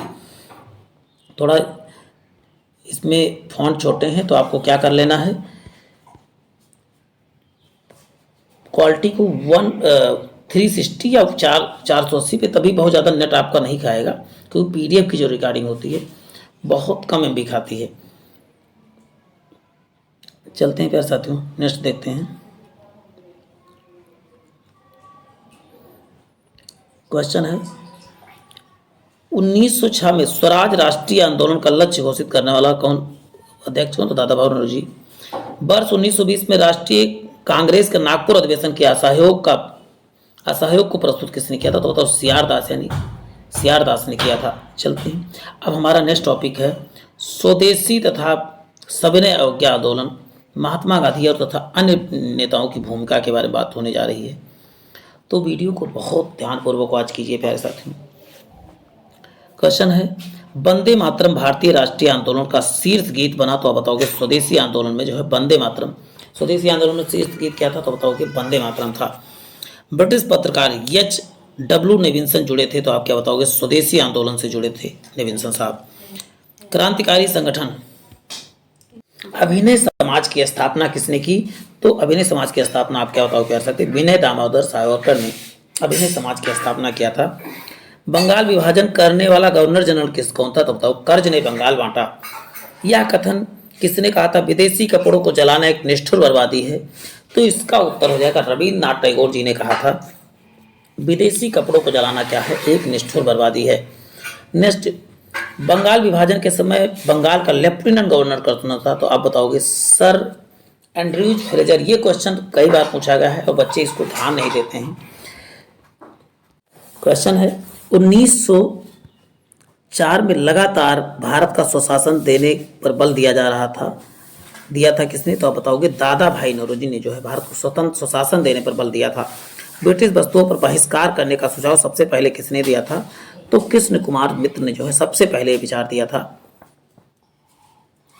बंगाल विभाजन का 1905 में विरोध हुए आंदोलन का नेतृत्व किसने किया था, तो आप बताओ बंगाल विभाजन विरोध का नेतृत्व जो है सुरेंद्र नाथ बनर्जी ने किया था। ये बंगाल चलते हैं, स्वदेशी आंदोलन का नेतृत्व दिल्ली में किया था किसने, तो सर सैयद हैदर रजा ने जो है दिल्ली में स्वदेशी आंदोलन का नेतृत्व किया था। मद्रास में स्वदेशी आंदोलन का नेतृत्व किसने किया था, तो चिम्बरम पिल्ले ने किया था। प्यारे साथियों छोटा आप भले है, इसको क्या करना है आपको क्वालिटी थोड़ा पढ़ा के देखना रहेगा, आपको चीज़ें अच्छे से दिखेंगी, परेशान ना होइएगा। नेक्स्ट है, विदेशी वस्त्रों को की बर्बादी जो है, बर्बादी ही उनके साथ सर्वोत्तम व्यवहार है, ये कथन किसका है? तो ये महात्मा गांधी का कथन है। यानी विदेशी वस्त्रों को बर्बाद ही उनका सर्वोत्तम व्यवहार है, यह कथन किसने? तो महात्मा गांधी ने। दांडी मार्च शुरू किया था, तो आप दांडी मार्च 12 मार्च 1930 को, जबकि खत्म कब हुआ था? तो आप बताओगे 6 अप्रैल 1930 को जो है दांडी मार्च समाप्त हो गया था। चलते हैं, नमक सत्याग्रह का समय, गांधी जी गिरफ्तार हो जाने के बाद आंदोलन के नेता के रूप में किसने स्थान लिया? तो अब्बास तैयब जी ने जो है नमक सत्याग्रह का जो है नेतृत्व किया था गांधी जी के बाद। वह आंदोलन जिसमें भाग लेने के लिए आचार्य विनोबा भावे प्रथम बार गिरफ्तार हुए, तो सविनय अवज्ञा आंदोलन में जो है पहली बार गिरफ्तार हुए। शक्ति के विरुद्ध अधिकार की यह लड़ाई मैं विश्व सहानुभूति चाहता हूँ, यह कथन किसका है? महात्मा गांधी का जो है दांडी मार्च के समय कहा था। इस आंदोलन में जो है विश्व का सहानुभूति चाहता हूँ, तो ये बात जो है महात्मा गांधी जी ने कहा था, दांडी यात्रा के समय कहा था। वह प्रांत जिसके सत्याग्रहियों की संख्या महात्मा गांधी के दांडी कूच के साथ सर्वाधिक थी, तो गुजरात के लोग सबसे अधिक थे। महात्मा गांधी ने दांडी यात्रा किस आदर्श वाक्य के साथ आरंभ किया था? तो अंत तक लड़ो। दांडी यात्रा में क्या कहा था? अंत तक लड़ो, ये नहीं कि टर्राओ और निकल जाओ। भारतीय इतिहास की तिथि 6 अप्रैल 1930 को जानी जाती है दांडी मार्च के लिए। 6 अप्रैल को जो है दांडी मार्च समाप्त हुआ था, 12 मार्च से शुरू हुआ था। अभी बात हो चुकी है। चलते हैं प्यारे साथियों, नेक्स्ट देखते हैं। गांधी जी ने दांडी मार्च प्रारंभ किया था। दांडी मार्च कहाँ से? तो नमक कानून तोड़ने के लिए दांडी मार्च प्रारंभ किया था। वानर सेना और मंजरी सेना का संबंध किसने? तो सविनय अवज्ञा आंदोलन से है। गांधी की यात्रा संबंधित दांडी यात्रा थी, तो आप बताओ नवसारी जिला से संबंधित है। चलते हैं प्यारे साथियों, अब चलते हैं, हमारा सेशन है क्रांतिकारी आंदोलन तथा उग्र राष्ट्रवाद के उदय के बारे में बात होने जा रही है। एक एक टॉपिक में कंप्लीट कराऊंगा प्यारे साथियों, तो वीडियो में आपको बने रहना है। गोरखपुर जेल में फांसी पाने वाला क्रांतिकारी था, कौन था? तो बताओ, गोरखपुर में राम प्रसाद बिस्मिल को फांसी कहाँ पर दी गई थी? तो आप क्या बताओगे? एक एक टॉपिक आप सिलेबस को मैं दिया हूँ, पूरे सिलेबस के अनुसार है। पहले आपको मैंने सिलेबस ही दिखाया है कि आपको ना लगे कि मैं सिलेबस से हट रहा हूँ, पूरा सिलेबस के अनुसार आपकी तैयारी की जा रही है। तो आपको कह सकते हो कम समय में ज़्यादा मटेरियल आपके सामने प्रोवाइड किए जा रहे हैं, तो आपका भी कर्तव्य बनता है वीडियो को लाइक जरूर कर दिया करें, और लाइक करने के साथ साथ जितने भी एजुकेशनल ग्रुप हैं उनको शेयर जरूर किया करें और शेयर कर। चलते हैं, नेक्स्ट क्वेश्चन देखते हैं। 1904 में क्रांतिकारी संगठन अभिनव भारत संगठित किया था किसने? तो अब तो महाराष्ट्र में अभिनव भारत का किया था। चलते हैं, और किसने किया था? तो इसका उत्तर हो जाएगा, आप बताएंगे, पीडी सावरकर जी ने किया था। नेक्स्ट है, 1928 में हिंदुस्तान सोशलिस्ट रिपब्लिकन की स्थापना कहाँ पर हुई थी? तो इसका उत्तर क्या हो जाएगा, आप बताएंगे, दिल्ली में जो हुआ था। भगत सिंह ने सेंट्रल असेंबली में बम फेंका था, तो बटुकेश्वर दत्त के साथ जो है सेंट्रल असेंबली में बम फेंका था। इंडिपेंडेंट लीग की स्थापना किसने किया था? तो इसका उत्तर हो जाएगा, रास बिहारी बोस ने इंडिपेंडेंट लीग की स्थापना किया था।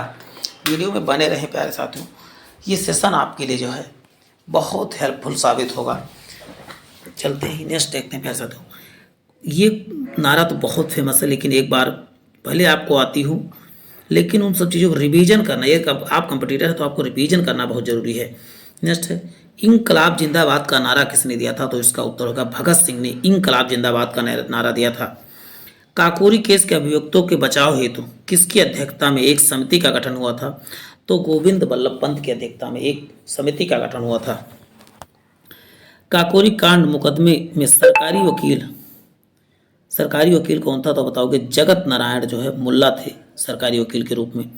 नेक्स्ट, काकोरी षड्यंत्र कांड वह एकमात्र क्रांतिकारी जो पुलिस गिरफ्तारी से बच निकला था, तो इसका उत्तर बताएंगे, चंद्रशेखर आजाद जो थे वो भाग निकले थे, लेकिन उन्होंने खुद अपने आप को गोली मार लिया था अल्फ्रेड पार इलाहाबाद में। हिंदुस्तान रिपब्लिकन एसोसिएशन का गठन 1924 में जहाँ किया गया वह जगह कहाँ है? तो आप क्या बताओगे, हिंदुस्तान एसोसिएशन के HSRA की स्थापना कहाँ पर हुआ? तो बताओगे कानपुर में हुआ था। भारतीय अशांति का जनक किसे कहा जाता? तो बीजी तिलक को भारतीय अशांति का जनक कहा गया है। वह युग जिसको जिसको इंग्लैंड में अंग्रेज अधिकारियों की हत्या के आरोपी में फांसी दी गई थी, तो आप बताओगे मदन लाल ढींगरा तथा ऊधम सिंह को जो है फांसी दी गई थी इंग्लैंड में अंग्रेज अधिकारियों की हत्या करने के लिए। भारतीय स्वतंत्रता के समय फांसी पाने वाले प्रथम रिकॉर्डेड मुस्लिम का नाम क्या था, तो अशफाक उल्लाह खान थे, पहले ऐसे व्यक्ति थे जिनको तो स्वतंत्रता की लड़ाई के लिए फांसी दी गई थी। आलोचना और स्वतंत्र चिंतन एक क्रांतिकारी के दो विशेषताएं, यह कथन किसका है, तो भगत सिंह का है। वह भारतीय जिनको पत्रकार के रूप में अपने कर्तव्य निर्वहन के लिए जेल भेजा गया था, तो आप बताएं कि बाल गंगाधर तिलक को जो है पत्रकार का निर्वहन करने के लिए जेल भेजा गया था। क्रांति की तलवार के विचारों से उभरे हुए पत्थर पर तेज की जाती है, यह कथन किसने कहा, तो आप बताओगे भगत सिंह ने कहा था। क्रांतिकारी की तलवार विचारों के उभरे हुए पत्थर की तेज से की जाती है, ये कथन किसका है, तो ये भगत सिंह का है। चलते हैं नेक्स्ट देखते हैं प्यारे साथियों। लाहौर षड्यंत्र मुकदमे का परिणाम स्वरूप फांसी हुई थी, तो आप बताओ भगत सिंह तथा राजगुरु सुखदेव को जो है फांसी हुई थी। कांग्रेस पर अनुनय विनय का विरोध की राजनीति करने का आरोप लगाया किसने, तो बताओ बीजी तिलक ने लगाया था। प्रथम महायुद्ध के दौरान कहां पर भारत की अंतिम सरकार की जिसके प्रेसिडेंट राजेंद्र प्रताप थे, तो बताओ अफगानिस्तान में। महायुद्ध के दौरान जो भारत के बाहर कहाँ पर अंतिम की जगह अंतरिम सरकार बनी थी, उसके प्रेसिडेंट क्या थे, तो महेंद्र प्रताप ने अफगानिस्तान में सरकार बनाई थी।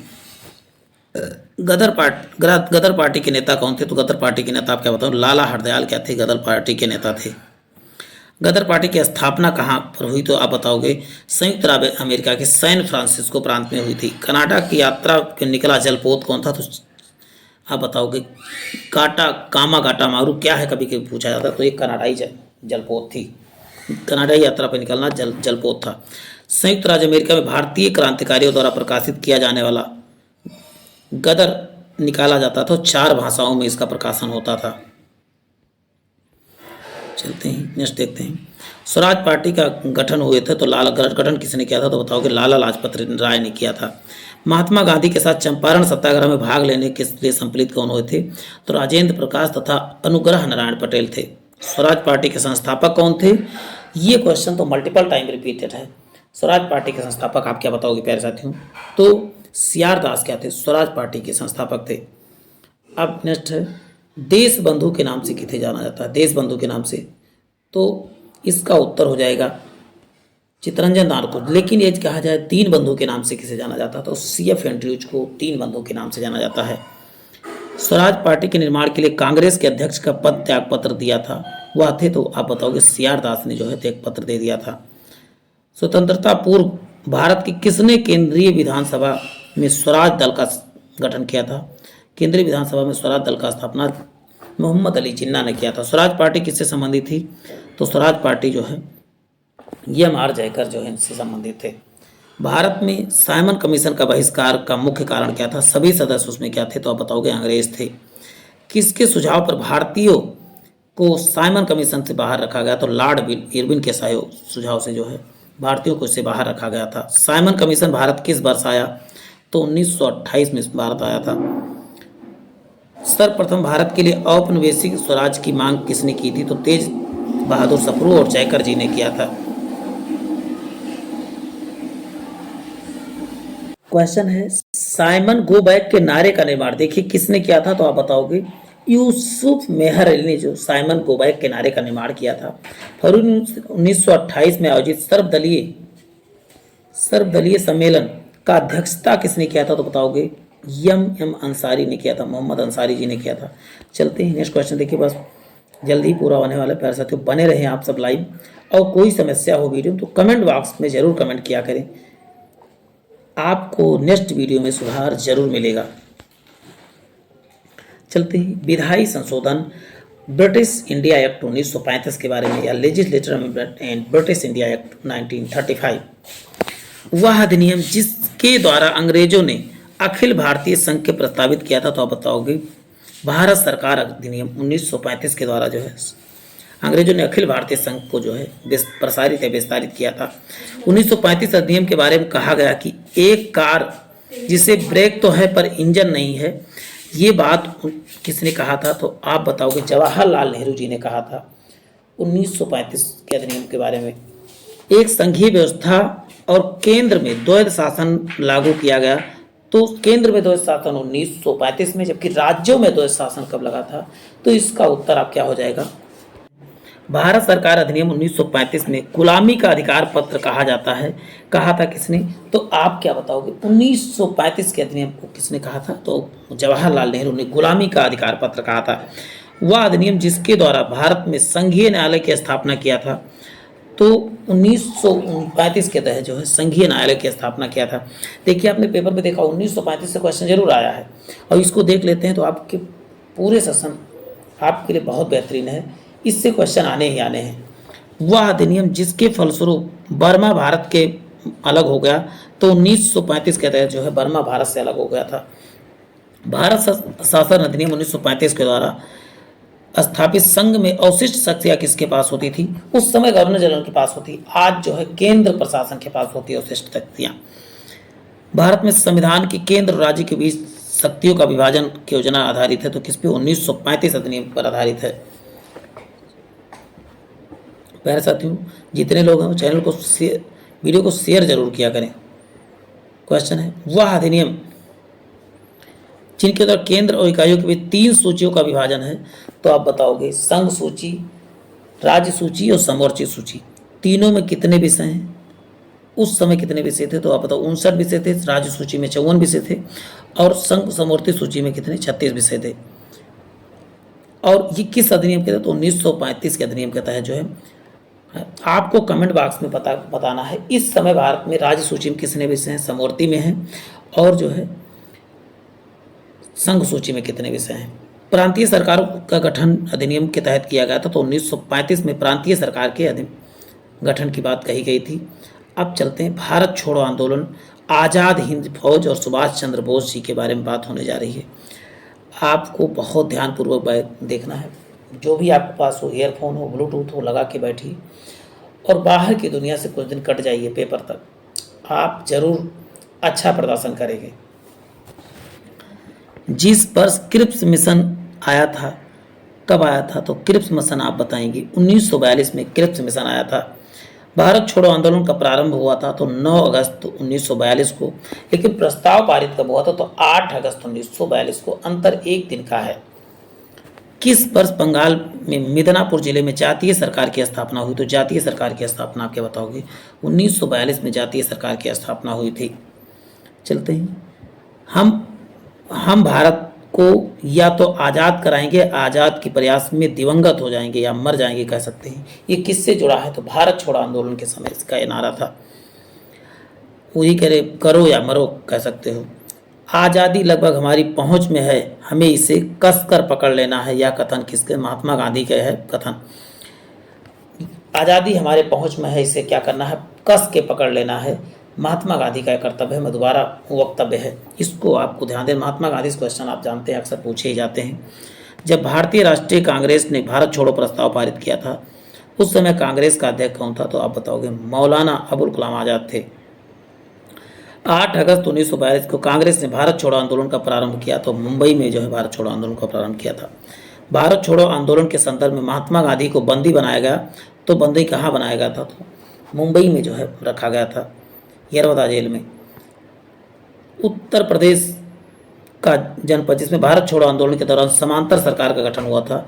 तो चित्तू पांड्यान ने जो है बलिया में जो है समांतर सरकार की स्थापना किया था। चलते हैं,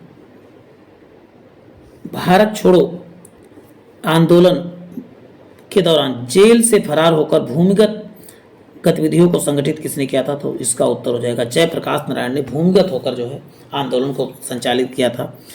यहाँ यानी भारत के एक क्रांति होने जा रहा है और हमें जल्दी से चले जाना चाहिए था। यह कथा सर स्टीफन क्रिप्स ने कहा था। ये क्रांति होने जा रहा है यहाँ से अंग्रेजों को, या हमको भाग जाना चाहिए था। अमेरिकी पत्रकार जो महात्मा गांधी के भारत छोड़ो आंदोलन के दौरान उनके साथ दिया, तो बताएंगे लुई फिशर ने जो है अमेरिकी यात्री पत्रकार था, जिन्होंने जो किसके साथ रहा? तो आप बताओगे भारत छोड़ो आंदोलन के समय गांधी जी के साथ रहा। वह आंदोलन जिसमें महिलाओं की भागीदारी सर्वाधिक मानी जाती है, तो भारत छोड़ो आंदोलन में महिलाओं ने सबसे ज़्यादा भाग लिया था। गांधी का करो या मरो का नारा आह्वान किया था भारत छोड़ो आंदोलन के समय, करो या मरो का तेरा डू और डाई। आईएनएस के अधिकारियों पर मुकदमा चलाया गया था, तो लाल किले का दिल्ली में चलाया गया था। गांधी जी का सर्वप्रथम राष्ट्रपिता कहकर किसने पुकारा, तो आप बताओगे सुभाष चंद्र बोस जी ने जो है गांधी जी को राष्ट्रपिता कहकर पुकारा था। आज़ाद हिंद फौज दिवस कब मनाया जाता है, तो 12 नवंबर 1945 को आज़ाद हिंद फौज दिवस मनाया जाता है। नेक्स्ट क्वेश्चन आपके सामने बहुत बेहतरीन आ रहा है।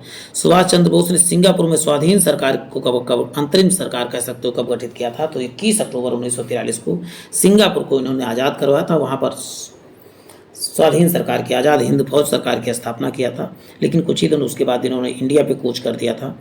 सुभाष चंद्र बोस को देश नायक किसने कहा था, देश नायक आप बताएंगे रविंद्रनाथ टैगोर ने सुभाष चंद्र बोस को देश नायक की उपाधि दी थी।